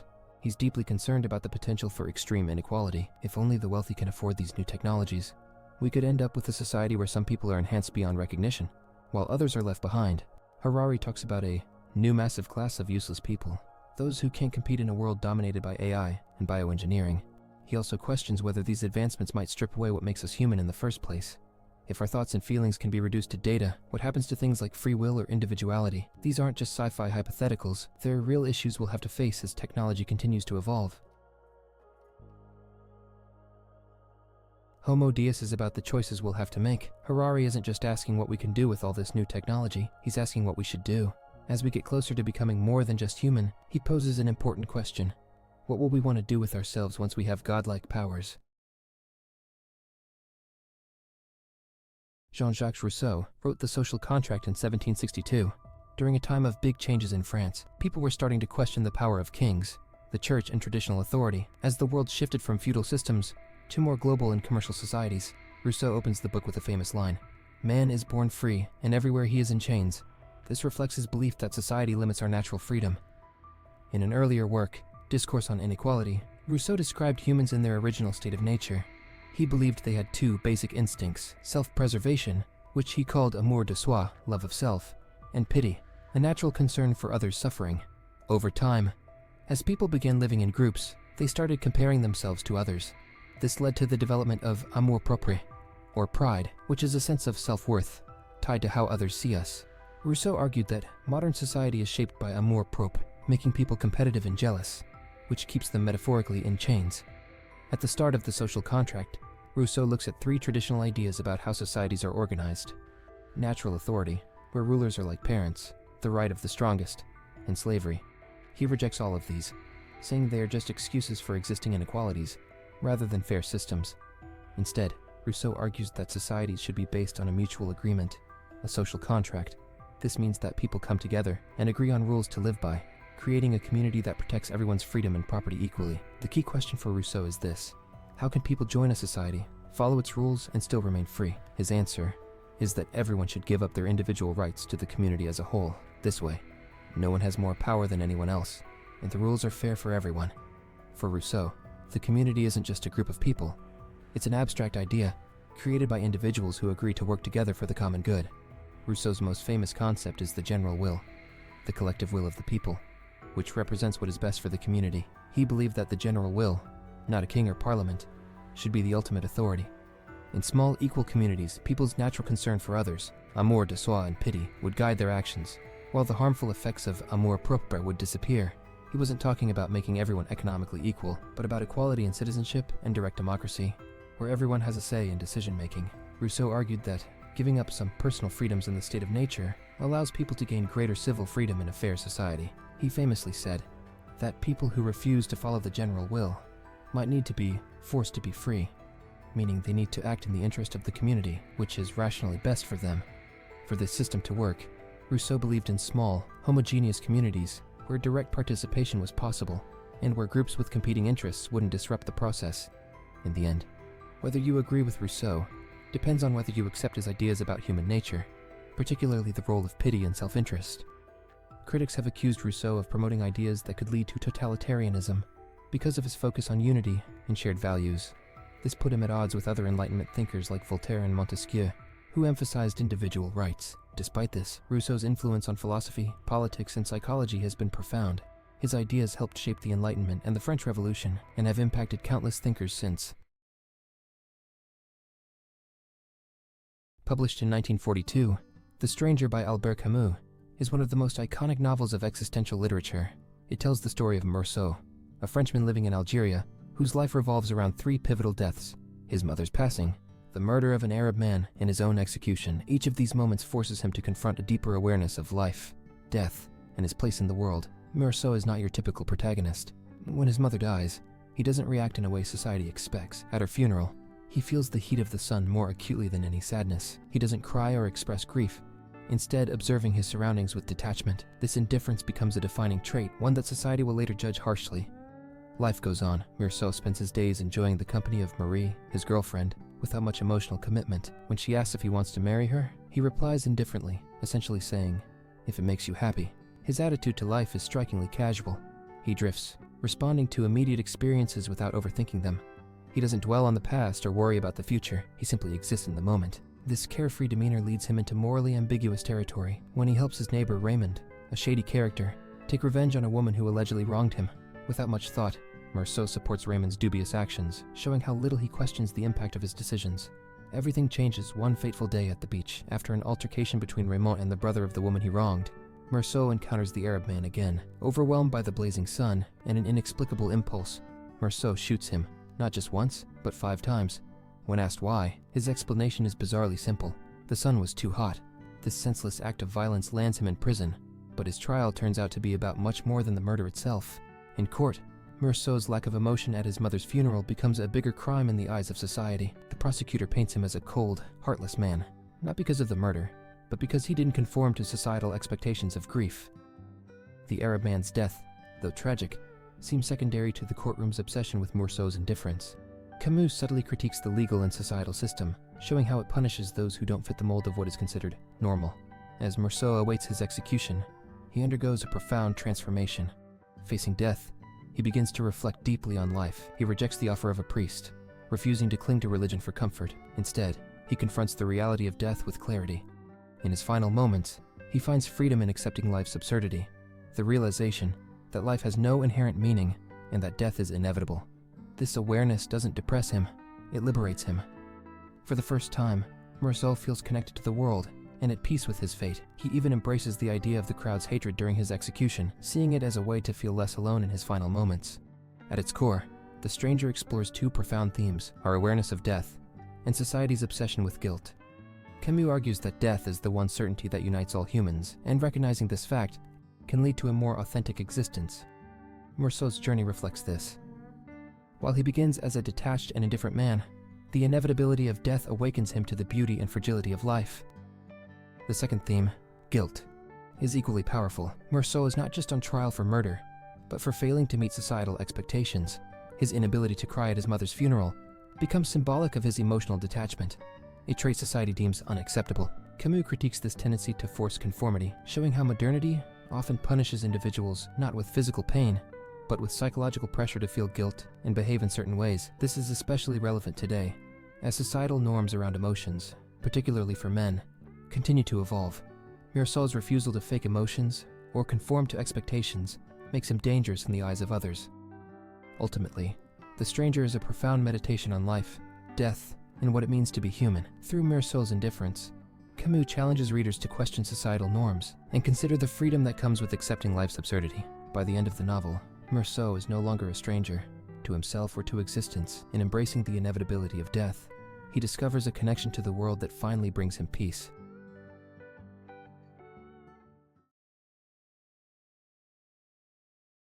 What if the life you're living, the beliefs you fiercely guard, the roles you play, are nothing more than illusions? What if your routines, your goals, your sense of purpose aren't signs of freedom, but the carefully polished bars of a prison you've been trained not to see? This is the kind of question Kafka doesn't just ask, he embodies. His works aren't simply stories, they're mirrors, strange and distorted, but painfully accurate reflections of our deepest fears about the self and the systems that surround us. Kafka isn't here to comfort you. He's here to disturb you, to show you how we lose our way in the labyrinth of rules and expectations we don't even remember agreeing to. Look at the metamorphosis. A man wakes up as a monstrous insect, and instead of screaming, he worries about being late for work. It's absurd, yes, but also uncomfortably familiar. Kafka exposes something fundamental about us. We are so entangled in our obligations that we willingly trade our humanity for a false sense of security. Gregor Samsa's grotesque form is not the horror. His surrender is. He doesn't rebel, doesn't cry out. Instead, he quietly lets go of his identity, piece by piece, in service of a system that has no real care for him. And so, Kafka asks, how much of yourself have you already given away? How many of your dreams, your joys, have you sacrificed to meet expectations you didn't set? Are you too becoming Gregor, slowly giving up your essence to please a merciless, faceless world? But Kafka's critique doesn't stop at individual surrender. It drills deeper into the systems we create. In the trial, Joseph K. is arrested for a crime that is never explained. He's thrown into a nonsensical bureaucracy where every door is closed, every rule meaningless, and yet he complies. Why? Because it's what we do. We follow absurd rules because we are afraid not to. We tell ourselves there must be a purpose, a reason, even when there is none. This is the heart of Kafka's message. The systems that bind us are illusions, but we enforce them upon ourselves. We live as though these structures are inevitable, unshakable, even sacred, because the alternative, freedom, terrifies us. Freedom means uncertainty. It means confronting the void and creating meaning from it. That, Kafka suggests, is the hardest thing of all. Kafka's world, as bleak as it appears, holds a faint but vital thread of hope. His characters show us the cost of avoiding truth, yes, but they also nudge us toward an alternative, to see life for what it is: absurd, chaotic, and without inherent meaning. and to embrace it anyway. This is not despair. It's liberation. For once you realize the rules are made up, you are free to rewrite them. Once you see that the structures have no foundation, you can walk away. Kafka lived this tension. He wrestled with it in his work, in his relationships, in his life. He felt the weight of his father's expectations, the demands of society, the grind of a bureaucratic job, and he knew the courage it takes to step back and ask, is this really who I am? He understood that freedom isn't found in rebellion for its own sake or in destruction, but in honesty, in facing the illusions and choosing, with eyes wide open, to live authentically. So, here's the question Kafka leaves us with. Are you awake? Are you living your life, or the life others have handed to you? Are you clinging to comforting illusions at the cost of your own identity? True freedom, Kafka suggests, isn't just about breaking rules. It's about stepping outside the entire game and seeing it for what it is. It's about accepting the chaos, the absurdity, and finding your own meaning within it. Are you ready to wake up, to let go of the false comforts and embrace the terrifying, exhilarating truth of being fully, truly alive? Jiddu Krishnamurti, an Indian philosopher, often posed a question that seems deceptively simple. Who is the mind talking to? At first glance, it feels like just another question about our inner lives. But if you sit with it long enough, the layers begin to peel back, revealing something deeper. We live with a constant sense of self, this I that feels real, that believes it's thinking, feeling, and acting through life. It's the one who feels joy, sorrow, confusion, and clarity. We take it for granted, thinking it's a solid, unchanging essence at the center of our experiences. But Krishnamurti argued that this self is an illusion, a product of thought. So basically, he's suggesting that this constant identification with I is no more than a collection of thoughts that we mistake for reality. The mind weaves a story, pulls together past memories, fleeting emotions and desires, and creates a separate self around them. This self feels substantial, even though it is at its core empty. What's even more intriguing is that the mind, once it creates this self, continues to converse with it. But who is the mind talking to? The mind, Krishnamurti observed, is in a constant loop, talking to itself. Thought arises, then another thought seems to respond to it, and so it goes. We may feel like we're having an internal dialogue, but the truth is, the mind is just playing a game of ping pong with itself. There's no separate entity behind the thoughts, no listener, no you sitting there, observing. The mind creates the illusion of a dialogue, a conversation, but it's simply thought, reacting to thought. The thinker is the thought. The observer is the observed. In one sentence, Krishnamurti flips the typical narrative. We often think that there's a thinker who is separate from the thoughts, someone sitting behind the wheel guiding the process. But Krishnamurti points out that this thinker doesn't exist. There's only thought happening, and the thinker is a creation of those thoughts. What is left then? When we strip away the illusion of the thinker, the observer, the awareness, it's always been there, watching the mind at work, yet we tend to overlook it. This awareness is not a thought or an emotion. It is simply the presence in which thoughts and feelings arise and fall away. As Krishnamurti put it, awareness is not the reaction of thought. Awareness is the observing of thought. The observer, the awareness, remains unchanged, even as the world of thoughts shifts and fluctuates. This creates a strange situation. While the mind is endlessly busy creating and responding to thoughts, the real you is simply the space in which all of it happens. Krishnamurti urged us to step back, to recognize the difference between thought and awareness. Thought is transient. It's tied to the past, to what we think we know. Awareness is timeless, always present, and entirely unaffected by the content of thought. The mind, in its habitual nature, wants to be free from itself. It complains of the noise, the endless chatter, the lack of peace. The mind wants to be free, but the mind is what is imprisoning us. It's an ironic twist. The very thing that seeks liberation, the mind, is the one keeping us trapped in the illusion of separation. The mind wants freedom, but it's only through seeing the illusion of the I that we can actually be free. By asking ourselves, who's the mind talking to? We begin to see that this I is just a thought, a fleeting creation that the mind clings to, but it is not the truth of who we are.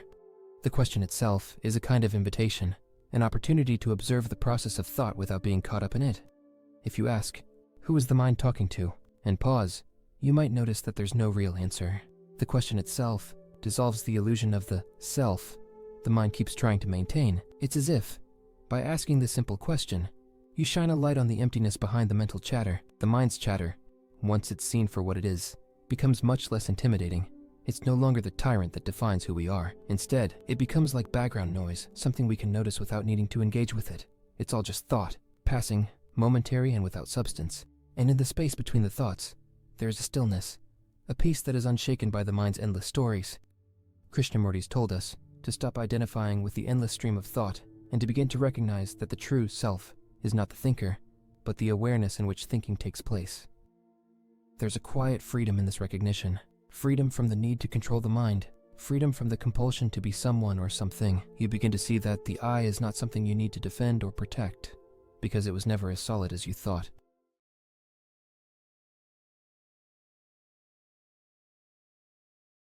Imagine you're walking through life carrying a pair of tinted glasses. These glasses determine how you see the world, whether things look bright and beautiful or dark and depressing.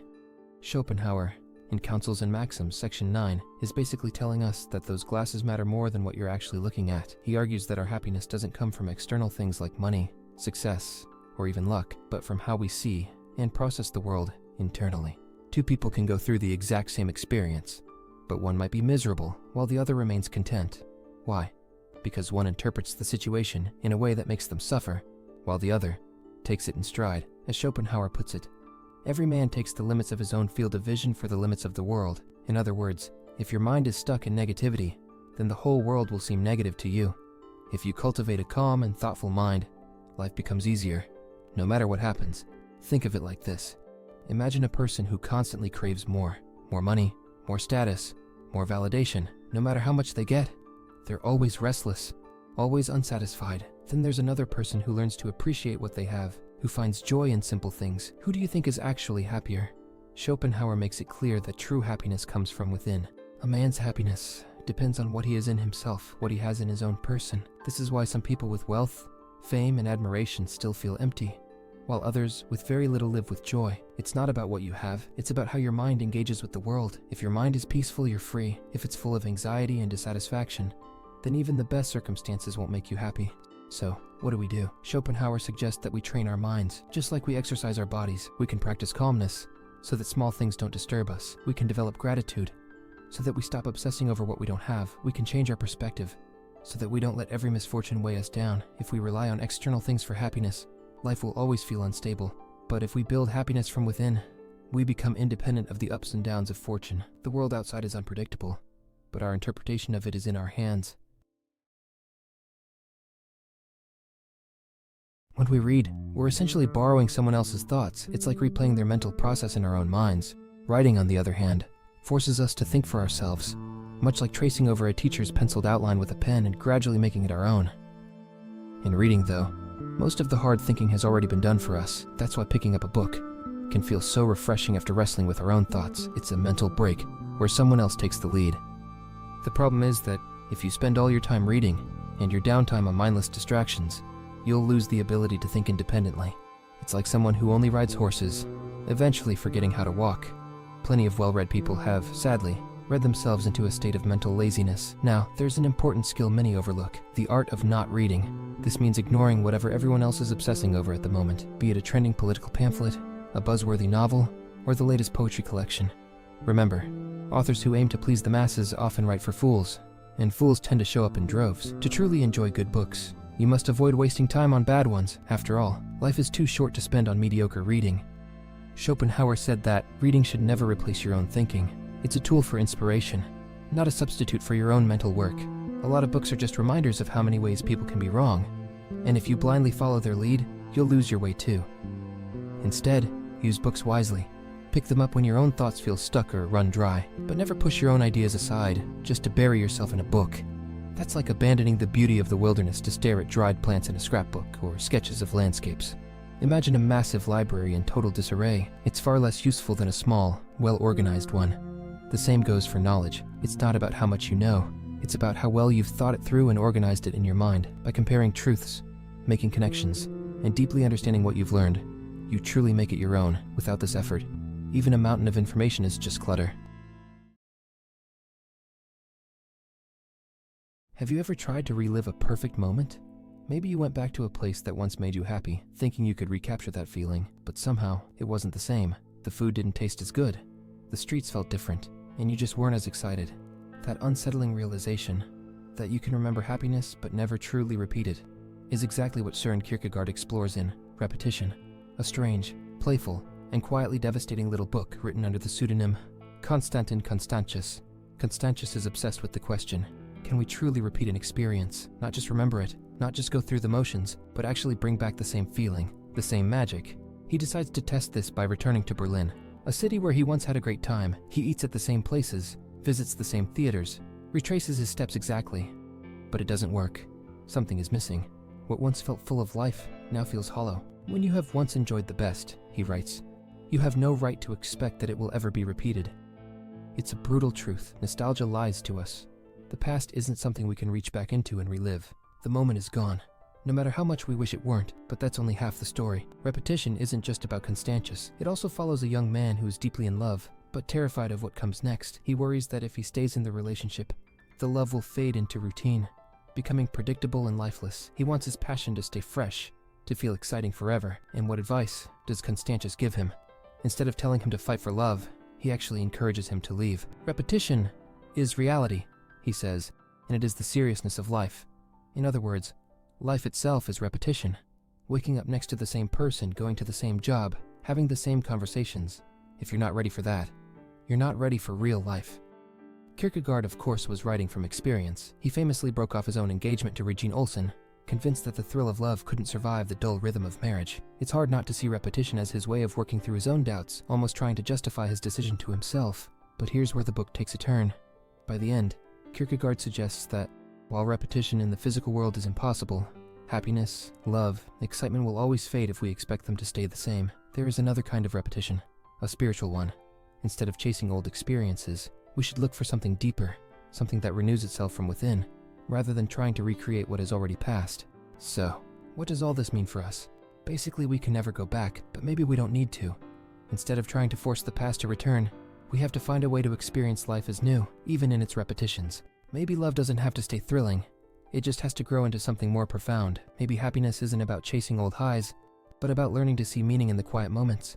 Maybe repetition isn't something to fear, it's something to embrace. Leo Tolstoy, one of the greatest writers in history, spent much of his life searching for the meaning of life. He had everything that most people dream of: fame, fortune, and success.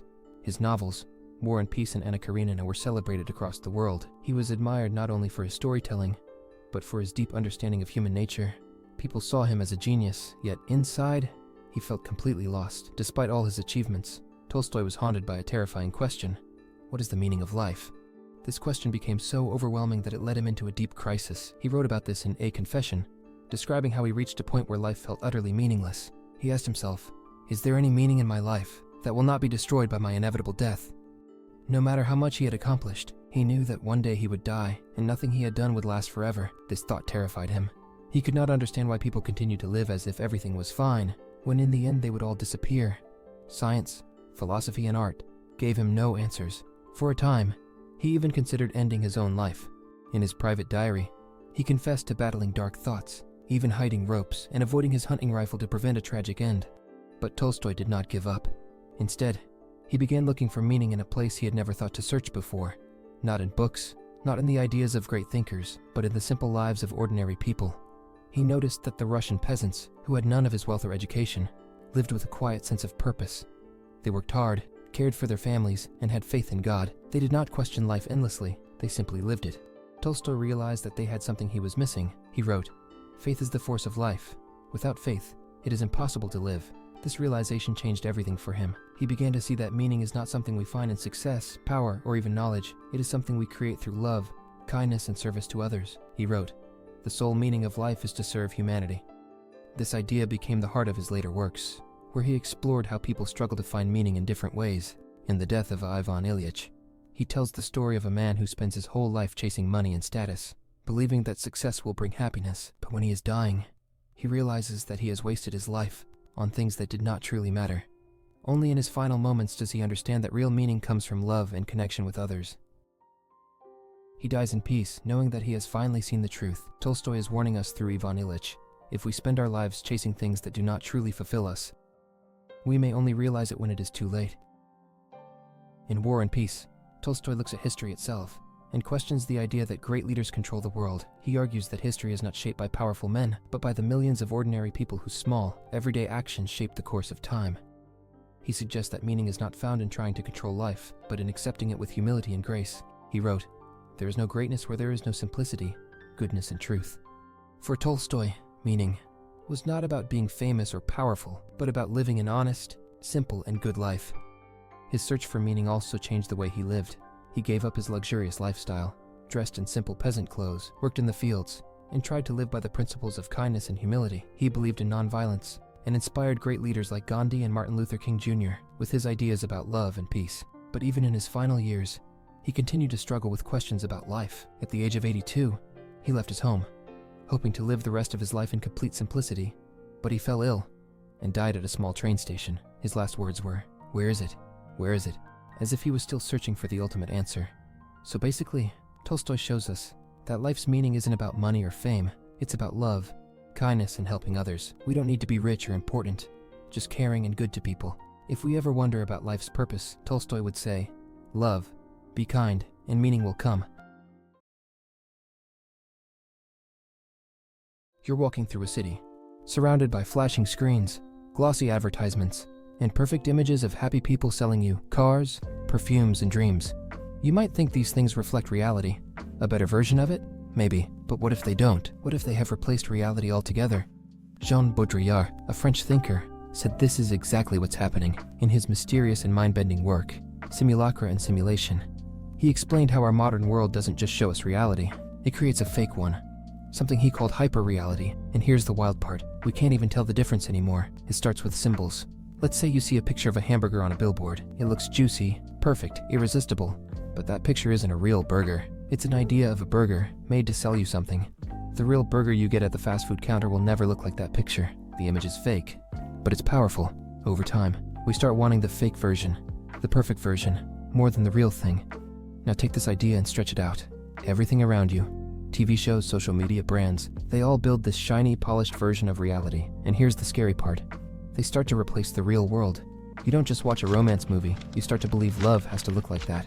You don't just see a politician's speech, you see the performance, the image they want you to believe in. The simulation becomes your truth. Baudrillard said this goes so far that reality fades away. The fake symbols and images don't point to something real anymore. They just point to other fake things. It's like being trapped in a hall of mirrors. Everywhere you look, you see reflections, but there's no original behind them. This is hyper-reality, a world where the line between real and fake is gone. But the scary thing is that Baudrillard didn't think this was just a glitch in the system. He believed it was the system. Society is built on these illusions now, and we are living inside them, like characters in a movie we can't step out of. The creators of The Matrix were inspired by this idea. In the film, The Matrix is a perfect example of hyper-reality, a world so convincing that the people inside it believe it's real. Baudrillard's message was both a warning and a mystery. If we've lost touch with the real world, how would we even know? And if we wanted to escape, where would we go? Imagine waking up in a world where everything feels the same. No rhythm, no structure. Just an endless blur of tasks, notifications, and distractions. Time slips through your fingers. Days blend into each other, and life feels strangely weightless. This is the world Byung-Chul Han warns us about in The Disappearance of Rituals. He argues that modern society has lost the rituals that once gave life depth and meaning, leaving us disconnected, restless, and adrift in a sea of consumption. Han sees rituals as more than just formal ceremonies or religious traditions. For him, rituals are the invisible threads that weave people together, the shared actions that create a sense of belonging. A life without rituals is devoid of meaning, he writes, because rituals provide a structure that turns the chaos of existence into something coherent. They mark time, shape identity, and give us a sense of continuity. When rituals disappear, we don't just lose traditions, we lose a part of ourselves. Think about how we experience time today. Everything moves fast, but nothing seems to last. We scroll endlessly, consume content at an inhuman pace, jump from one trend to the next, always chasing novelty but never feeling satisfied. Han argues that rituals act as anchors. They slow us down, make us present, and connect us to something beyond the fleeting moment. Without them, we're left with what he calls the dictatorship of the present, where history, culture, and tradition fade away, and all that remains is an endless now. One of Han's most haunting ideas is that without rituals, life becomes a marketplace. In the past, shared traditions and ceremonies shaped our relationships and communities. Now, transactions do. Neoliberalism replaces rituals with consumption, he writes. We don't gather around meaningful experiences, we gather around things. Instead of deep connections, we get social media interactions. Instead of shared meals, we get food delivery. Instead of meaningful celebrations, We get shopping events like Black Friday. Rituals once gave life a rhythm, a sense of sacredness. Now everything is up for sale. But rituals don't just structure time, they create identity. They tell us who we are by linking us to history, to community, to something larger than the self. Han warns that when we lose rituals, we lose this connection. And in its place, we get the lonely, self-obsessed individual of modern society. The ego, he writes, lacks the stability and grounding that rituals provide.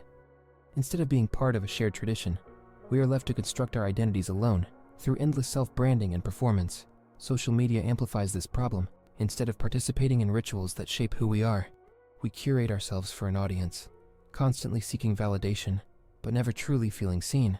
Without rituals, life loses its depth. We skim the surface of things instead of engaging with them deeply. We don't read, we scroll, we don't converse, we comment, we don't celebrate, we consume. Everything becomes fast, disposable, and shallow. Rituals create a space beyond utility, he writes, meaning that their value isn't in productivity or efficiency, but in meaning itself. They slow us down, force us to reflect, and remind us that life isn't just about doing, it's about being.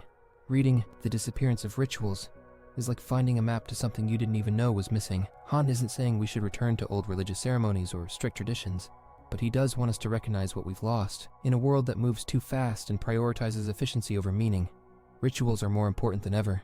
They help us slow down and reconnect with ourselves, with others, and with something bigger than just the next notification.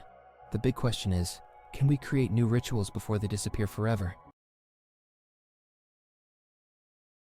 Imagine this. You wake up one day and start questioning everything. What if the world around you, the walls, the trees, the sun in the sky, isn't real? What if the people you talk to are just illusions? And worse, what if your own memories and thoughts are being tampered with by some sinister force?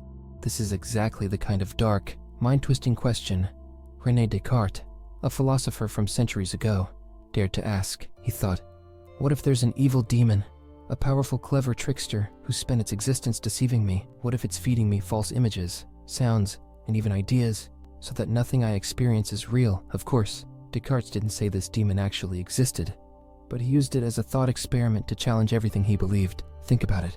How do you know you're not dreaming right now, or hooked up to some machine that feeds fake signals into your brain? For Descartes, even the most basic truths, like math, could be suspect. What if the demon was so powerful it could make 2 + 2 feel like 4, when in reality, it wasn't? The twist is, Descartes realized that, while this demon could fool him about almost everything, there was one thing it couldn't touch. The fact that he was thinking these thoughts, even doubting everything, was proof that he existed. Why? Because to doubt, you need to think. And if you're thinking, you exist. He summed this up with the famous line, I think, therefore I am. It was like Descartes built a small, unshakable island of certainty in a sea of doubt. From there, he began rebuilding his understanding of the world. If he could trust his own existence, maybe he could figure out what else was real, step by step. The evil demon wasn't the villain of Descartes' story, it was the key to unlocking his philosophy. By imagining the worst kind of deception, he found a way to uncover a truth so solid, nothing could destroy it. It's a reminder that sometimes, when we question everything, we find answers that are stronger than doubt. Observing the contours of a woman's physique reveals that she is not designed for extensive mental or physical labor. Rather than through action, she fulfills her life's obligation through endurance, enduring the trials of childbirth, caring for children, and submitting to the authority of man, her companion. She is not assigned the greatest triumphs or tribulations. Her existence should flow more peacefully and unobtrusively than man's, without necessarily experiencing greater happiness or sorrow.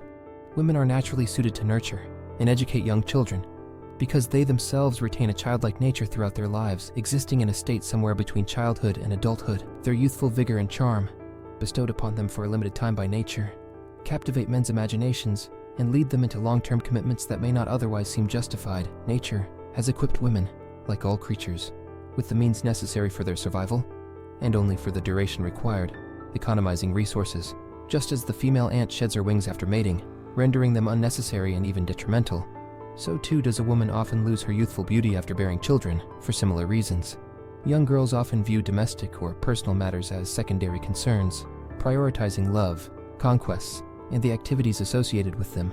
The maturity of women's reasoning faculties typically arrives earlier, but remains limited, rendering them perpetually childlike, tethered to the present moment, and often overlooking the broader context.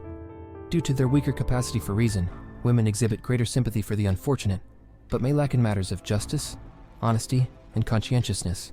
Their reasoning tends to be myopic, focusing on immediate concerns rather than abstract concepts or future consequences, which sometimes leads to frivolity or extravagance. Women's innate capacity for dissimulation, inherited for self-protection in a world where physical strength is not their forte, manifests as a tendency to lie when necessary. Dissimulation becomes a natural tool for navigating their social and personal relationships, deeply ingrained in their character. The primary fault in women's character, arising from their limited reasoning abilities, is their lack of a sense of justice. This deficiency stems from their weak reasoning and reflection skills, and their biological predisposition to rely on cunning rather than strength.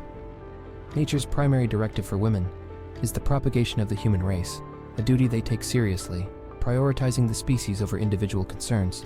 This sense of duty, though subconscious, shapes their actions and decisions, often diverging from societal expectations.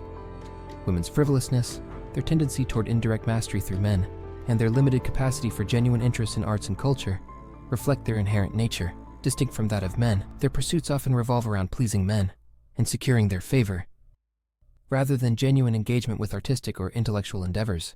So, basically, women's roles in society should align with their natural inclinations and capabilities, recognizing their inherent differences from men, and avoiding the imposition of unnatural expectations or privileges upon them. Only by acknowledging and respecting these differences can harmony and balance be achieved between the sexes. Imagine a quiet farm where the animals are tired of being ruled by humans. One night, they gather in secret, their eyes glowing with hope and rebellion.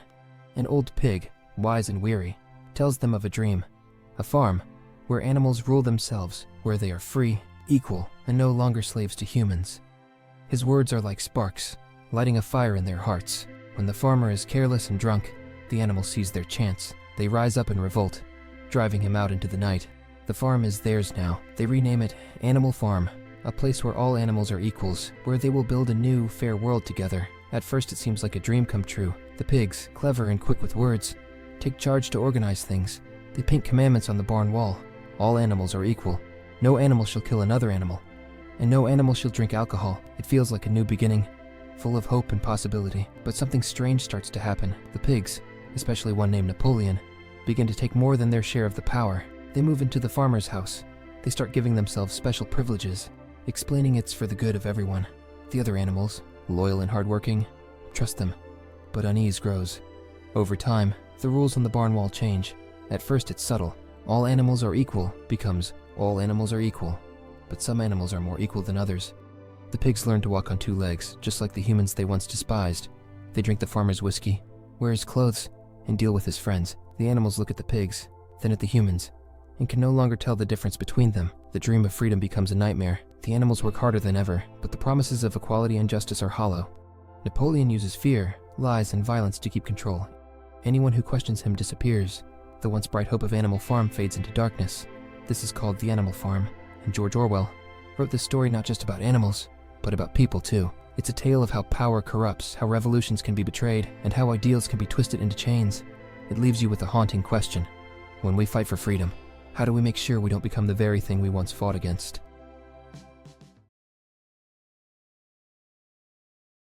There is something strange happening to us, to humans, to our minds. It's not just the usual hand-wringing about technology or the pace of life. It's something deeper, harder to name, and more unsettling. The feeling that our memory is breaking down, that we are, collectively, forgetting. Not just facts or dates, but entire textures of experience. We live in the perpetual present, unable to fully recall what life felt like just a few years ago. The fog isn't just in our heads, it's between us. Mark Fisher, in his work Ghosts of My Life, wrote about how the future itself seems to have disappeared, how culture has become trapped in endless loops of the past, remixing familiar aesthetics without ever pushing forward. His idea of hauntology describes a world where the promise of a different future has been lost, and what lingers is a kind of half-remembered dream of what could have been. But if Fisher was pointing out the ghosts of unrealized futures, what if we're now facing something even stranger? What if we're losing the ability to feel time at all? The attention economy, a term often used to describe how social media and digital platforms compete for our focus, is often blamed for this fragmentation. Jenny Odell, in How to Do Nothing, argues that our capacity to pay attention is being systematically eroded. But attention and memory are intertwined. What we cannot attend to, we cannot remember. And what happens when whole years pass without deep attention? When life becomes a blur of notifications, headlines, and algorithmically curated nostalgia? The result is a kind of enforced amnesia. not just individually but collectively. It's not that we don't remember the facts, what happened in 2020, or which movies were popular last year. It's that we're losing the sense of how those years actually felt.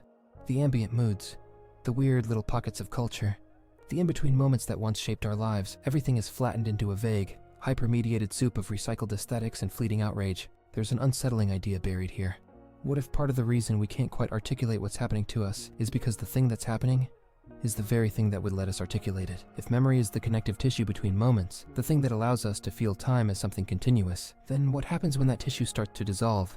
Maybe this is why so many people are grasping at half-ironic conspiracy theories like the Mandela effect, the idea that small parts of reality are being rewritten without anyone noticing. It's easier to believe reality is glitching than to confront the possibility that our minds themselves are breaking down, together, all at once. If there's any way out of this fog, it might lie in the act of paying attention itself. Slow, deliberate attention. Odell's answer is to resist the rhythms of the attention economy, to reclaim the capacity to notice what's happening around us, to practice remembering. But even that feels harder than it should. What does it mean to practice memory in a world where the past is constantly rewritten by algorithms, where everything is built to be scrolled past and forgotten? Maybe the most unsettling part of this whole feeling is the suspicion that we might already be too far gone to even know what we've lost. There's something weird happening here, with us humans, and the only way out might be to start talking about it before we forget we ever noticed it in the first place. Imagine a world where everything is exposed, where every shadow has been chased away by light, and nothing is left hidden. You might think this is liberating, a utopia of clarity. But Byung-Chul Han, in The Transparency Society, whispers a darker truth into our ears. A society of transparency, he writes, is a society of control. Transparency, rather than liberating us, might just be the ultimate cage. Han's argument begins with a paradox. We think that revealing everything, our thoughts, our data, our lives, brings trust. After all, who hides something if they have nothing to fear? But Han flips this idea. When everything becomes visible, trust isn't strengthened, it's erased. Trust, he argues, is only possible in a state of opacity. Trust is about the unknown, about leaving some things to the imagination. Without mystery, relationships, both personal and societal, become mechanical, transactional. Doesn't that make you wonder, is the push for transparency erasing the very things that make us human? The problem is, in this pursuit of openness, we aren't uncovering truth. We're creating a system where everyone is performing, constantly displaying themselves for others, turning their lives into a spectacle. Transparency creates conformity, Han writes. We all start tailoring our actions, our thoughts, our very selves, to fit into a world that demands constant visibility. And the scariest part, we're not being forced into it. We're willingly giving ourselves up to the light. What does it mean to live in a world where privacy, the right to hide, to keep parts of yourself sacred, is treated like a crime? Han sees transparency not as a tool of freedom, but as a tool of power. Think about social media, surveillance, the endless digital trails we leave behind. Han calls this the digital panopticon, where we're not being watched by a single guard in a tower, but by each other, all the time. What happens when we internalize that gaze? When we become our own jailers, curating every post, every word, every interaction to fit into this transparent world? Power today, Han says, assumes a friendly form. It masks itself in positivity. Creepy, right? But what makes Han's vision so unsettling is how easily it all happens. There's no big brother forcing us to comply. Instead, transparency seduces us. It promises us better relationships, more fairness, stronger connections. But at what cost? Every intimate text, every fleeting thought turned into data, fed into an algorithm. Han doesn't just critique the system. He forces you to ask yourself, are we still living, or are we just performing? By the end of the book, you can't help but feel exposed, like Han has peeled back a layer of reality you didn't even know was there. It leaves you questioning everything, the screens you stare at, the choices you make, the hidden things you've already lost without noticing. And maybe, just maybe, you start to wonder if there's still a way back to the shadows. What if some of your memories, the thoughts, ideas, or even life experiences you believe are yours, were never actually yours to begin with? What if the stories playing in your mind aren't original, but something you unknowingly borrowed from someone else? This eerie phenomenon is known as cryptomnesia, a glitch in the brain where forgotten information resurfaces, but your mind tricks you into thinking it's your own memory or idea. Most of the time, our memories feel deeply personal. They shape who we are, how we see the world, and the story we tell ourselves about our lives. But what if your mind isn't as trustworthy as you think? Cryptomnesia suggests that the line between what we remember and what we've absorbed from the outside world is far thinner than we realize. The unsettling part is, you wouldn't even know it's happening. It works like this.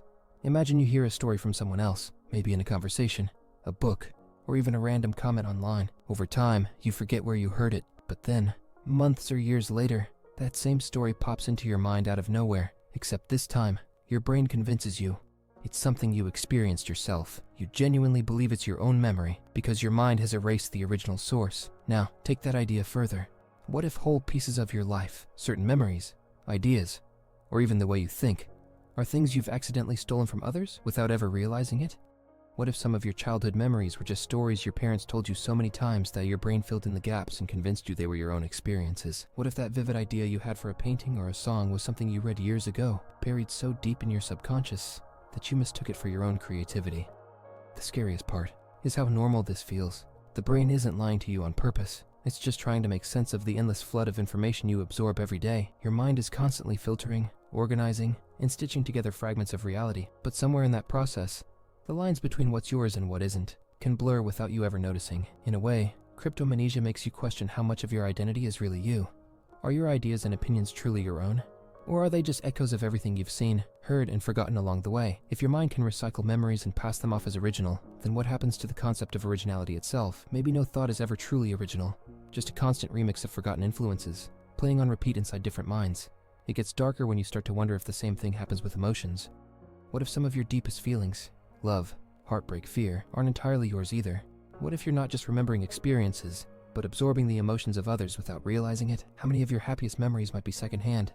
How many of your traumas might have been transferred to you through stories, movies, or even the pain of people around you? Cryptomnesia blurs the boundary between who you are and the world around you. It suggests that your mind isn't a locked vault of personal experiences. It's more like a sponge, soaking up fragments of other people's lives and quietly weaving them into your own story. If this is true, then how can you ever be sure which parts of yourself are real? How much of your personality is truly yours, and how much is simply borrowed without permission? Maybe your entire sense of self is just a patchwork of forgotten influences, a mixtape of secondhand thoughts, stitched together so seamlessly that you'll never know the difference. But what if that's what identity has always been? Maybe none of us are as original as we like to think. Maybe the self is nothing more than a collection of echoes, a story we're constantly writing and rewriting, without ever realizing how many voices are hidden beneath the surface. The most unsettling part? You might have already forgotten where this video came from, and one day you might remember these ideas as if they were your own. What if they've already been yours all along? Noam Chomsky, one of the most influential thinkers of our time, has spent decades breaking down the systems that control our world. He often focuses on the deep connections between capitalism, media control, and the illusion of democracy. His work reveals a troubling truth: systems that claim to empower people often do the opposite.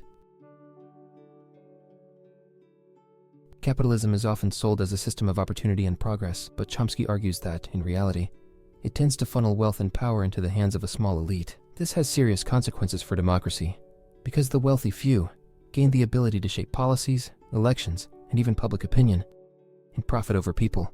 Chomsky puts it plainly: the principal architects of policy, in the US and elsewhere, are responding to the needs of concentrations of domestic power, major corporations, banks, and the wealthy. In other words, the economic system is built to serve those at the top, not the majority.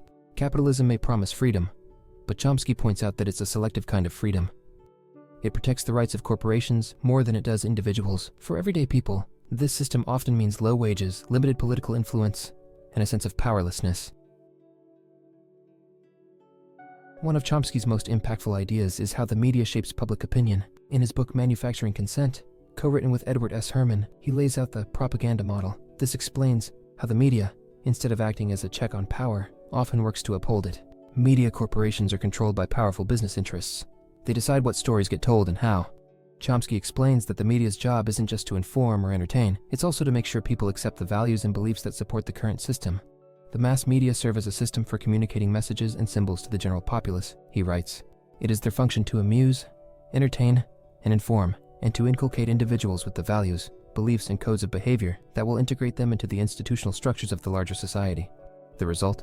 People think they are well informed, but what they're really getting is a version of reality that protects the interests of the elite. Important systemic problems are downplayed or ignored, and voices that challenge the system are often silenced. Chomsky doesn't say democracy is a bad idea. Instead, he argues that the way it works now, it's more of an illusion than the real thing.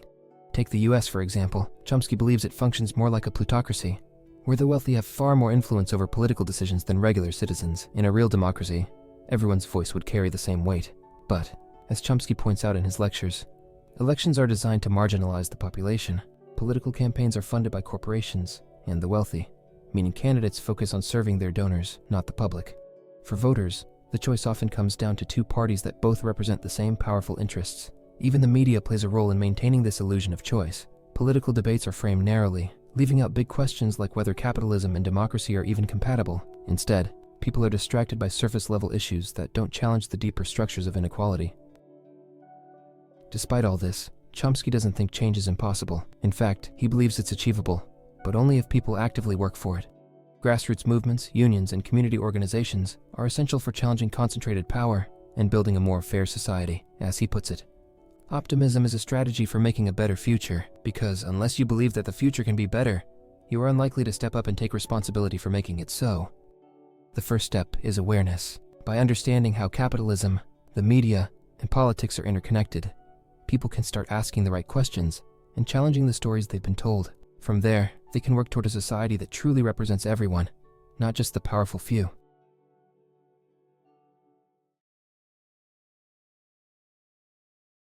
Have you ever woken up from a dream and thought, that felt so real? For a moment, you might even believe that what you experienced in the dream was true. But then, as you fully wake up, you realize it was just an illusion, a creation of your mind. In many ancient philosophies, especially in India, the world around us is seen in a similar way, as a kind of dream. This idea is called Maya, which means illusion or veil. According to this belief, the reality we experience is not the true reality. It's a temporary illusion, much like a dream. The concept of Maya comes from the spiritual teachings of Vedanta, a philosophy in Hinduism. It says that the world we see and experience isn't the final or ultimate truth. What we think of as real, our daily lives, the people we meet, and the things we do, is only a surface-level version of reality. Beneath it all, there's a deeper truth, which in Vedanta is called Brahman. This is the infinite, unchanging essence that makes up everything in the universe, but it's hidden behind the veil of Maya. Think of it this way. When we dream, we might have conversations, go on adventures, or even face challenges. While we're dreaming, all of it seems very real, but when we wake up, we realize it was all in our minds. In the same way, the world around us, with all its ups and downs, might seem real while we're experiencing it. But once we awaken to spiritual wisdom, we see that it's just an illusion. The idea of Maya isn't meant to make us ignore the world we live in. After all, we still need to live our lives, work, and connect with others. But it reminds us that these things are not the final goal. The material world is temporary and ever-changing. And by recognizing that, we can look for something deeper, the eternal truth that lies beyond appearances. In fact, this idea of the world being an illusion isn't just found in Hinduism. It shows up in other spiritual teachings too. For example, in Buddhism, there's a concept called samsara, which refers to the cycle of birth, death, and rebirth. Like Maya, samsara is seen as an illusion that traps us in a world of suffering. When we can see through this illusion, we reach enlightenment and freedom. The idea of reality being an illusion has even been explored by Western thinkers. One famous philosopher, Plato, used a story called The Allegory of the Cave. In this story, prisoners are chained in a dark cave and can only see shadows on the wall. They believe these shadows are the only reality. But when one prisoner escapes and sees the outside world, he realizes the shadows were just an illusion. This story shows how our perception of reality can be limited and how there's more to the world than what we can see or touch. Even in modern science, especially in quantum physics, there are ideas that echo the concept of Maya. Quantum physics suggests that the material world isn't as fixed as we think. Particles can behave in strange and unpredictable ways, depending on how we observe them. This shows that reality is more fluid and less solid than we once believed, much like the shifting, changing nature of a dream. So, what does all this mean for us?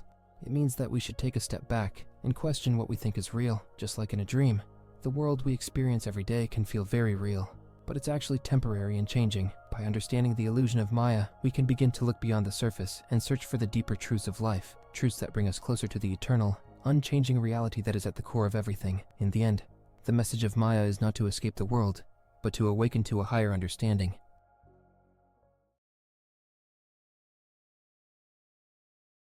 Imagine this. What if, in the depths of your solitude, a demon were to creep up on you and whisper that the life you are living right now, the life you have lived, must be lived again and again, countless times, without anything ever changing?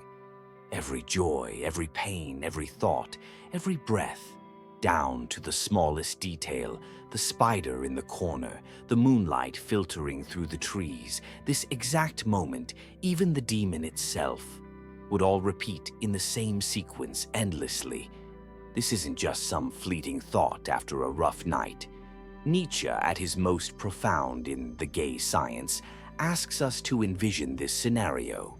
The idea, known as eternal recurrence, is more than a philosophical riddle. It's a challenge. Could you face this possibility without fear? Could you embrace it, perhaps even love it? This isn't about the afterlife or cosmic retribution. It's about the here and now. Nietzsche wants to know if you can affirm your life so fully that you would willingly live it on repeat with all its highs and lows. It's the ultimate acceptance of existence, a wholehearted yes to everything life throws at you. If you can do that, you're not just existing, you're thriving. You're turning the weight of existence into something meaningful, living so fully that the idea of reliving it becomes a testament to your strength and courage. So, was Nietzsche a pessimist? He saw the darkness, but he also recognized the potential for brilliance within it. The greatest weight isn't merely a curse, it's a challenge, a call to live with such passion and purpose that you would welcome life's eternal return. That's Nietzsche for you, urging us to find the extraordinary within the ordinary. Next time you reflect on your life, ask yourself, can you bear this greatest weight? Can you live in such a way that you would choose to live it over and over again? If you can, then perhaps you've caught a glimpse of what Nietzsche was getting at, and maybe, just maybe, you're on the path to becoming the Übermensch.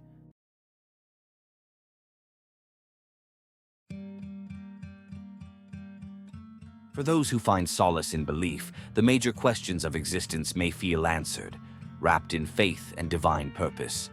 But for those of us who cannot easily subscribe to this certainty, the answers are far less fixed.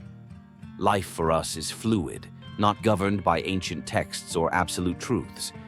We are forced to adapt, reshaping our understanding with every new experience, discovery, and challenge. This flexibility is not a curse, but a freedom. Love, for instance, need not be an edict, and faith need not be an obligation. Instead, we find meaning in the small, tangible moments that are ours to define. In a sense, we become the creators of our own purpose, our own gods.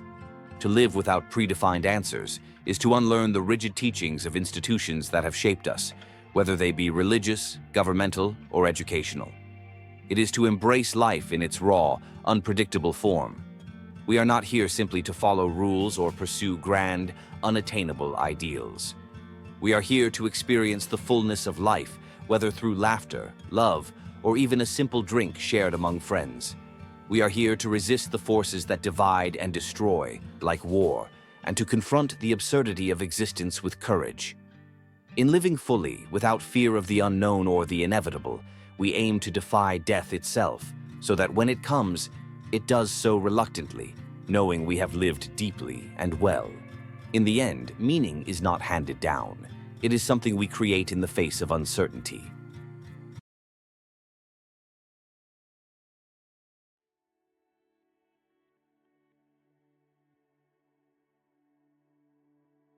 Carl Jung observed that death holds as much psychological significance as birth, and like birth, it is a fundamental part of life.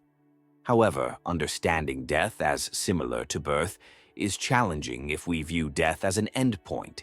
Even if death is the end, its true nature remains uncertain. The psyche has unique abilities that are not fully limited by space and time. For example, people can experience dreams or visions of the future and perceive things beyond their immediate reality, facts that cannot be dismissed and have been acknowledged throughout history.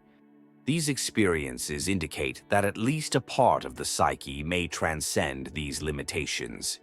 When the psyche is not confined to living strictly within the boundaries of time and space, it suggests that it might not be entirely subject to those constraints. This opens up the possibility of some form of existence beyond the physical realm, a continuation of life in a different dimension. Jung found belief to be a complex concept. He did not believe in something without reason. For him, knowledge negated the need for belief, and he refrained from believing in things for the sake of belief alone. However, when sufficient evidence supports a hypothesis, he was inclined to consider and accept the possibility of its validity. Jung also emphasized that we should view death as a natural goal, and to fear it is to avoid the true purpose of life. In his experience working with older individuals, he found it fascinating to see how the unconscious mind handles the approach of death. Often, the unconscious disregards the finality of death, continuing as if life persists. Jung believed it is healthier for older people to live each day as if they have a long future ahead. By focusing on the future, they live more fully. In contrast, those who dwell in fear and look back become rigid, sometimes dying before their time. On the other hand, embracing the idea of the great unknown adventure ahead allows them to truly live. Although death is an inevitable reality for everyone, there seems to be something within us that resists fully accepting this. This resistance is a psychological fact, not something that requires proof. It simply exists. Just as we consume salt without fully understanding its necessity, but because it makes us feel better, certain ways of thinking can also enhance our well-being. When our thoughts align with the natural order, we are likely thinking in a way that is beneficial to us.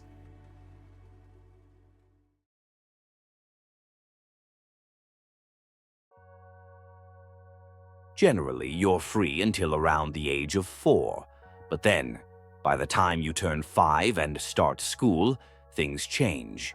You begin to be shaped, pushed, and directed into certain paths. The individuality you once had starts to fade. If you're lucky, you hold on to some of it, but most people don't. Instead, they become spectators, watching game shows and doing things that seem meaningful, like working an 8-hour job, believing it's a worthy pursuit. You get married as if that's an achievement, and have children as if that's a triumph too. But in truth, many people go through these motions not out of passion or joy, but because they feel there's nothing else to do. There's no spark or excitement in these milestones. It all feels flat. Like there's no real purpose behind it. People fall into routines, doing the same things over and over. They're molded into what society expects them to be, with little choice to be anything different. That conformity wasn't for me. I couldn't stand the idea of an 8-hour job, or even a 4-hour job, though I couldn't get one anyway. So I chose a different path, even if it meant living on the fringes of society, struggling to get by. I'd rather starve than be confined to a label. For 50 years, I existed on the edge, avoiding being defined by any role. And now, here I am, labeled as a writer.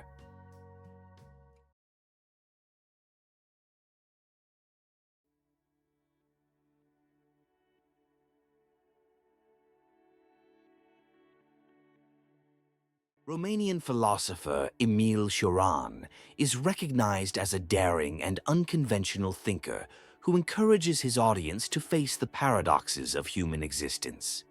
In this video, we will explore some of the central themes from his 1973 work, The Trouble with Being Born, which consists of existential aphorisms. Key topics include the weight of our awareness of death, the burden of consciousness, and his assertion that bringing new life into the world is, in his view, a crime not just against ourselves, but against humanity as a whole.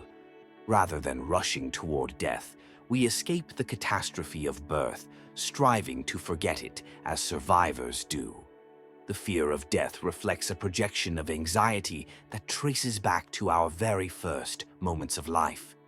We are often hesitant to recognize birth as a burden, as society has ingrained the notion that it is the utmost good, leading us to believe that the worst awaits us at life's end, not its beginning. Yet Emil posits that true evil lies behind us, not in front. He references that Jesus eluded the specter of death, while Buddha confronted the inherent suffering tied to existence. Thus, he states that if certain aspects of life, like aging and death, did not exist, the perfect being would not manifest in our world. Birth, in Émile's view, is the source of every malady and disaster. Society typically celebrates birth as a joyous occasion. However, the Romanian writer argues that our fear of death and the pain stemming from our awareness of its certainty are rooted in the trauma of birth itself. He sees birth not as a cause for celebration, but as the initiation of a lifetime of suffering.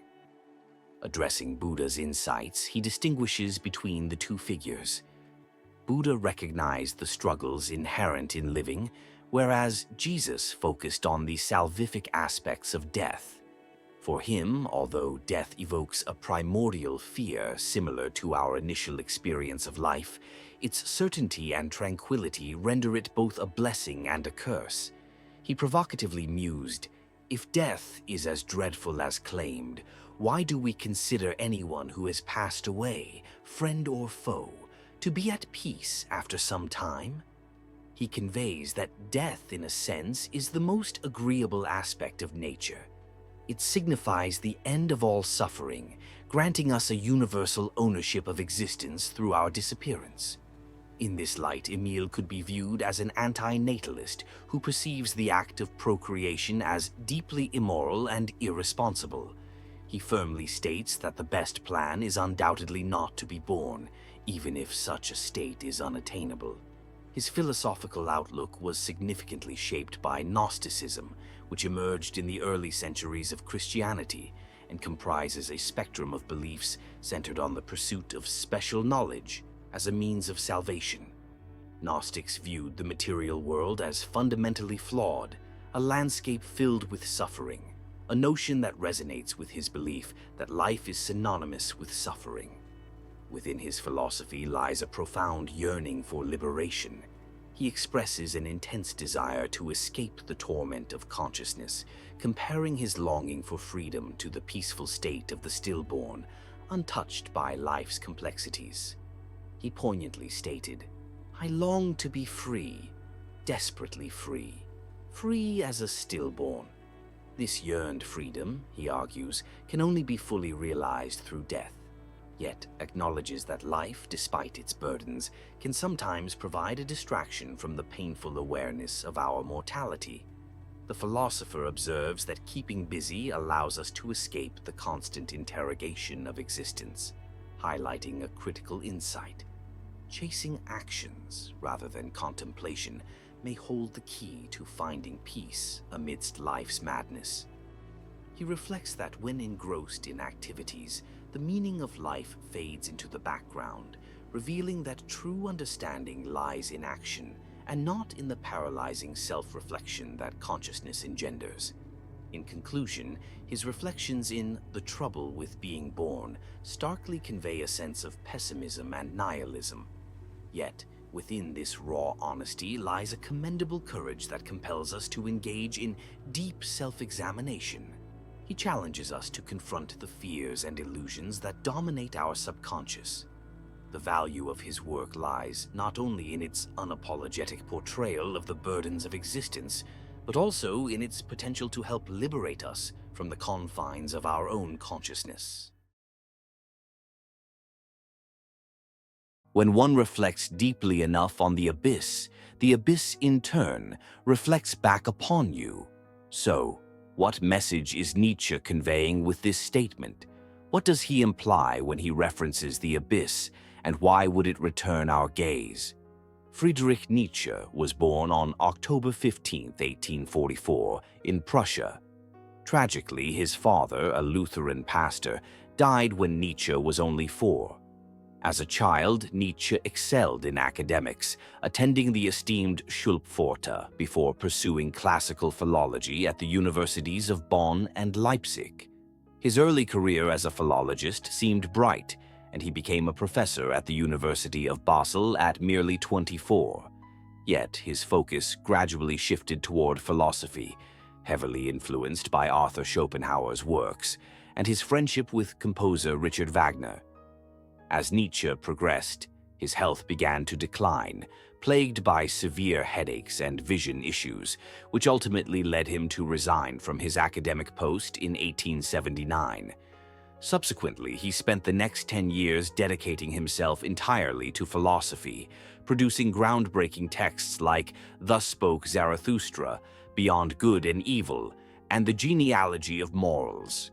In Beyond Good and Evil, Nietzsche presents his provocative views on morality, asserting that it is a subjective construct rooted in the will to power, the intrinsic human desire for dominance, which he believed to be an even more fundamental motivator than the instinct to survive. Nietzsche posits that moral frameworks are intricately linked to this concept, designed by groups to exert control and maintain power over others.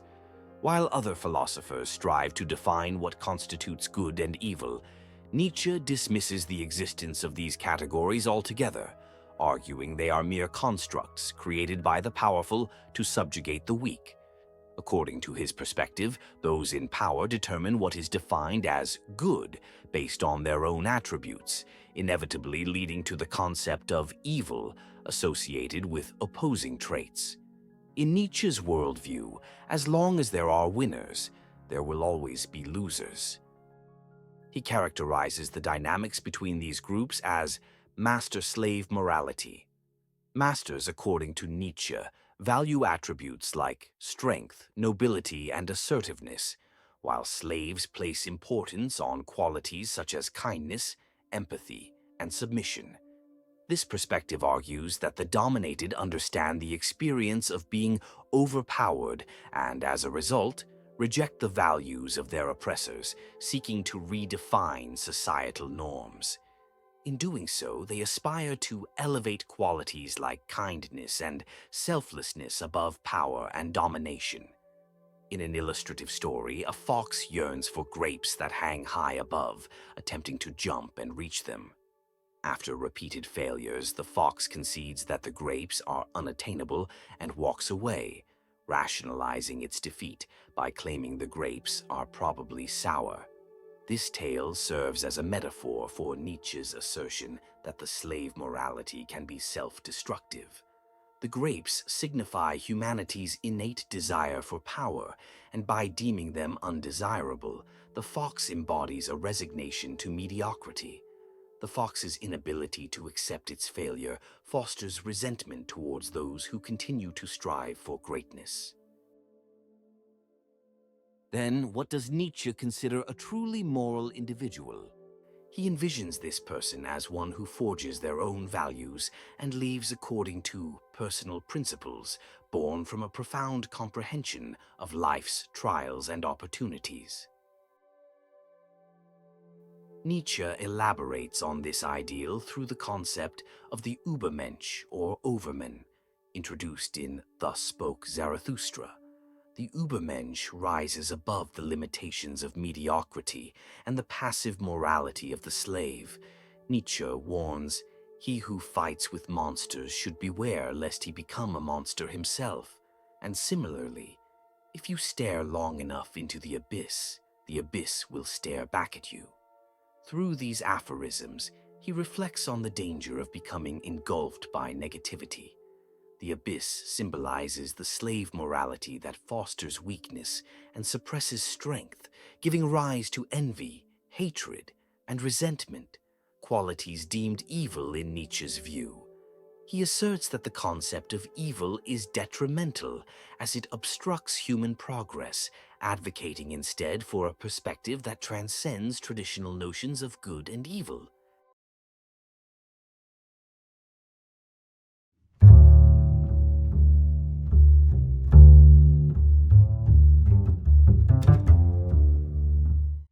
A notable phenomenon can be observed regarding young girls, as it appears that nature intends to create a memorable impact.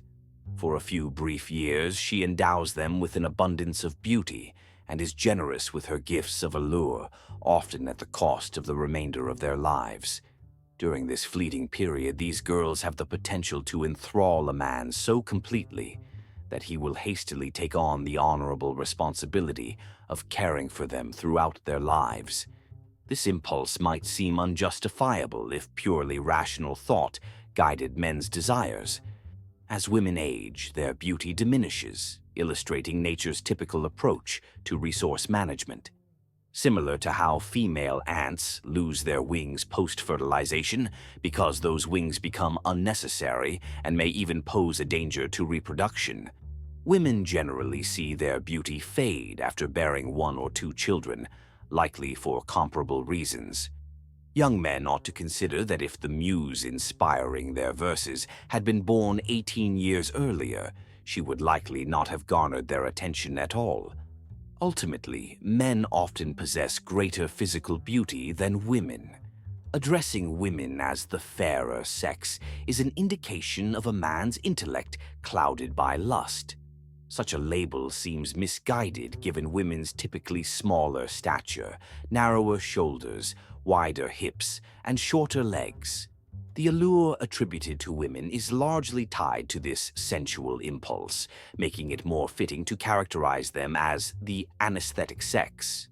In truth, they lack genuine susceptibility to music, poetry, or the fine arts. Their apparent enthusiasm is a mere facade employed to aid in their quest for approval. They struggle to foster a purely objective interest in anything, and even the most esteemed intellects in this demographic have not produced any authentic, lasting achievements in the arts. In contrast to Western views, the reverence for women found in Christianity and German sentimentality contributes to a romantic movement that prioritizes emotion, instinct, and will over intellect. Civilizations in Asia have historically acknowledged the lesser status of women. While laws have granted women equal rights with men, they remain devoid of masculine intellect. Asia exhibits a candid honesty in its marriage practices. Polygamy is accepted as customary and lawful, unlike in the West, where it is often shrouded in deception. How many true monogamists exist, and how unreasonable is it to allocate property rights to women who tend toward extravagance, often living solely in the present? Their primary outdoor activity tends to revolve around shopping, and they generally expect men to earn money while they spend it, illustrating their view on the division of labor. Consequently, Schopenhauer believed that women should not have complete control over their affairs, but should instead remain under the oversight of men, be it fathers, husbands, sons, or the state, as is practiced in parts of India. They should not be granted total authority over property not earned by themselves. Historically, it was likely the lavishness and extravagance of the women at Louis XIII's court that contributed to the governmental corruption leading to the French Revolution. The less interaction we have with women, the better. They are not even a necessary evil. Life is generally more stable and enjoyable without them. It is essential for men to recognize the deception inherent in women's beauty, leading to the ridiculous cycles surrounding reproduction. The evolution of intelligence may diminish or even thwart the urge to procreate, potentially resulting in the eventual extinction of humanity. This conclusion would provide a fitting resolution to the madness surrounding this relentless desire. Why must the curtain, which has just dropped following defeat and demise, always rise again for new life and new struggles? How long will we allow ourselves to be entrapped in this trivial cycle of existence, a continual source of suffering that culminates only in more suffering? When will we find the boldness to confront this insistent will, to assert that the charm of life is an illusion and that the ultimate blessing lies in death? Imagine this. What if, in the depths of your solitude, a demon were to creep up on you and whisper that the life you are living right now, the life you have lived, must be lived again and again, countless times, without anything ever changing? Every joy, every pain, every thought, every breath, down to the smallest detail, the spider in the corner, the moonlight filtering through the trees, this exact moment, even the demon itself, would all repeat in the same sequence endlessly. This isn't just some fleeting thought after a rough night. Nietzsche, at his most profound in The Gay Science, asks us to envision this scenario. The idea, known as eternal recurrence, is more than a philosophical riddle. It's a challenge. Could you face this possibility without fear? Could you embrace it, perhaps even love it? This isn't about the afterlife or cosmic retribution. It's about the here and now. Nietzsche wants to know if you can affirm your life so fully that you would willingly live it on repeat with all its highs and lows. It's the ultimate acceptance of existence, a wholehearted yes to everything life throws at you. If you can do that, you're not just existing, you're thriving. You're turning the weight of existence into something meaningful, living so fully that the idea of reliving it becomes a testament to your strength and courage. So, was Nietzsche a pessimist? He saw the darkness, but he also recognized the potential for brilliance within it. The greatest weight isn't merely a curse, it's a challenge, a call to live with such passion and purpose that you would welcome life's eternal return. That's Nietzsche for you, urging us to find the extraordinary within the ordinary. Next time you reflect on your life, ask yourself, can you bear this greatest weight? Can you live in such a way that you would choose to live it over and over again? If you can, then perhaps you've caught a glimpse of what Nietzsche was getting at, and maybe, just maybe, you're on the path to becoming the Übermensch.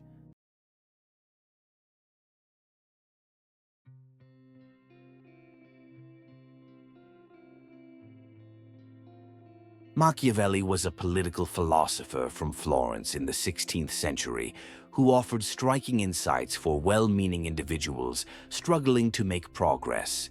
His central premise is a stark and uncomfortable one. Those who act immorally often succeed. Their advantage over the virtuous lies in their willingness to employ ruthless strategies and cunning to achieve their goals, unfettered by rigid principles that advocate for change. These individuals are willing to lie, manipulate truths, threaten, and even resort to violence. When necessary, they also know how to seductively deceive, employing charm and eloquence to distract and allure. It's commonly believed that being a good person involves not just noble intentions, but also virtuous actions. Therefore, to foster a more serious world, one must engage others through substantial dialogue rather than superficial tactics. To cultivate justice, one should gently persuade the perpetrators of injustice rather than intimidate them. And to promote kindness, it's essential to show compassion even to one's adversaries, rather than be ruthless. This all sounds admirable. However, Machiavelli recognized an undeniable reality. This approach is often ineffective. Reflecting on the history of Florence and broader Italian politics, Machiavelli noted that benevolent rulers, statesmen, and merchants often faltered. This observation led him to pen The Prince, a succinct yet striking guide for well-intentioned leaders on how to avoid failure. Essentially, his advice was to be as kind-hearted as one wishes, but not to become overly committed to always acting kindly. Instead, one should be prepared to adopt the shrewd strategies used by the harshest and most unscrupulous figures throughout history. Machiavelli understood the roots of our tendency to prioritize niceness, tracing it back to the Christian narrative of Jesus of Nazareth, a symbol of kindness who ultimately became the King of Kings. Yet, Machiavelli pointed out a troubling aspect of this romanticized account. From a practical standpoint, Jesus' life was a profound failure. He faced humiliation, derision, and rejection, ultimately leading to his tragic end. The key to effectiveness lies in shedding adherence to such narratives. Contrary to popular belief, The Prince is not merely a manual for tyranny. Rather, it serves as a guide for virtuous individuals to learn from the tactics of tyrants.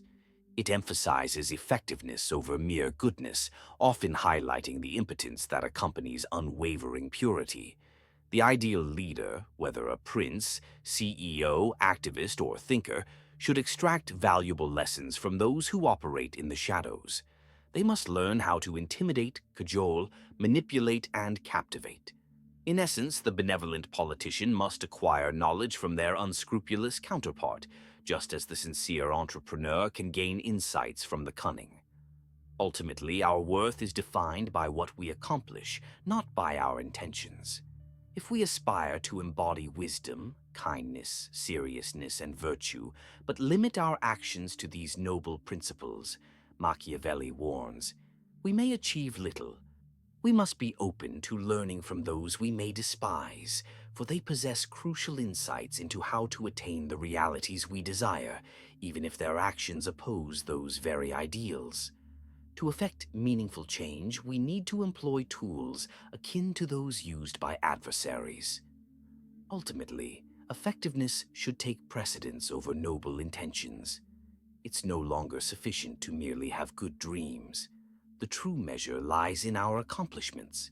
The aim is to transform the world positively, not to dwell in the comforting shadows of good intentions. Machiavelli challenges us for valid reasons, probing our self-serving tendencies. We often convince ourselves that our lack of success stems from being too virtuous and kind. Yet, Machiavelli forthrightly asserts that we remain stagnant because we neglect to learn from our fiercest opponents. In mythology and folklore, a trickster is a character recognized for their intelligence or hidden wisdom, who often engages in mischief, disregards conventional norms, and challenges societal expectations. According to Lewis Hyde, the trickster serves as a boundary crosser, fluidly moving between and frequently violating both physical and societal rules. These figures disrupt the conventional order in playful ways, momentarily shattering the structure of daily life before reconstructing it on a new foundation.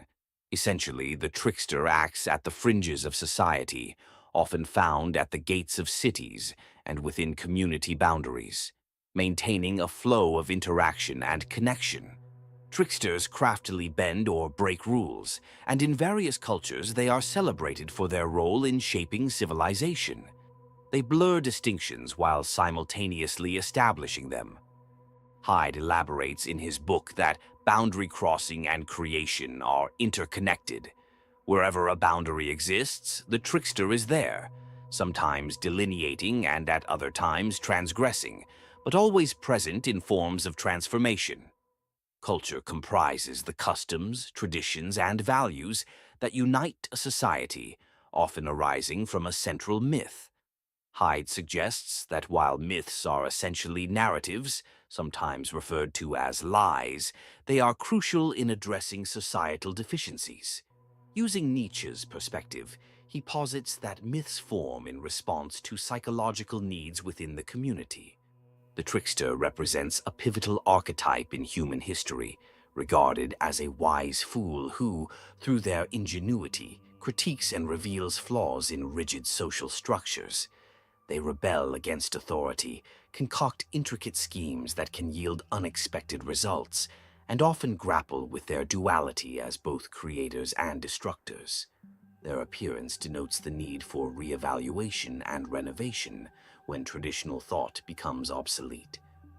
Trickster creation myths often portray their ability to transfer concepts or entities from one realm to another, explaining how disruption of the natural order leads to significant changes. For example, in one tale, the trickster steals the sun to bring light to a sunless earth. In another, Prometheus takes fire from the gods to empower humanity. These boundary-crossing acts illustrate that while order is essential for culture, it may resist change and evolution, and when necessary, this resistance can manifest tyrannically. In several myths, tricksters face consequences for their mischief, such as imprisonment or demise, like Loki in Norse mythology, whose binding signals impending calamity, heralding events like Ragnarok. These narratives illustrate the dual role of the trickster as both creator of the world and catalyst for change. A paradox emerges within myth that champions the notion that the vitality and survival of cultures require figures who probe and challenge the fundamental principles they stand upon. Hermes, a Greek trickster, exemplifies this by cleverly stealing Apollo's cattle and obfuscating his traces. This manipulation of signs reveals that meaning often relies on ambiguity. To understand animal behavior, a hunter must interpret various signs, each telling its own story. Hermes' actions lead to a new cosmic order through ritual sacrifice, a gesture acknowledging the universe's organization and creating something new in the process. The significance of myths lies not in their literal content, but in their capacity to convey meaning through context and transfer. Hyde argues that meaning arises from the possibility of substitution. If everything remains fixed, nothing holds value. To derive meaning, one must understand how contexts can change significance. Reflecting on ancient myths can yield personal insights, as interpretations often mirror the viewer's values, suggesting that understanding is subjective and shaped by individual experience. Echoing Nietzsche's view that value is central to existence. The trickster's tale is also a narrative of consciousness, as Carl Jung noted, representing earlier stages of awareness that set the stage for growth and development. This mythology retains a therapeutic function, allowing civilization to recall its primitive roots. As we track the evolution of trickster consciousness, we recognize the balance required between order and chaos, underscoring the transition moments in life that inspire new perspectives and allow creativity to flourish. Martha Nussbaum highlights that mastering life involves navigating this delicate equilibrium between stability and vulnerability. The presence of the trickster often facilitates the shedding of outdated roles, enabling us to redefine ourselves in times of transition.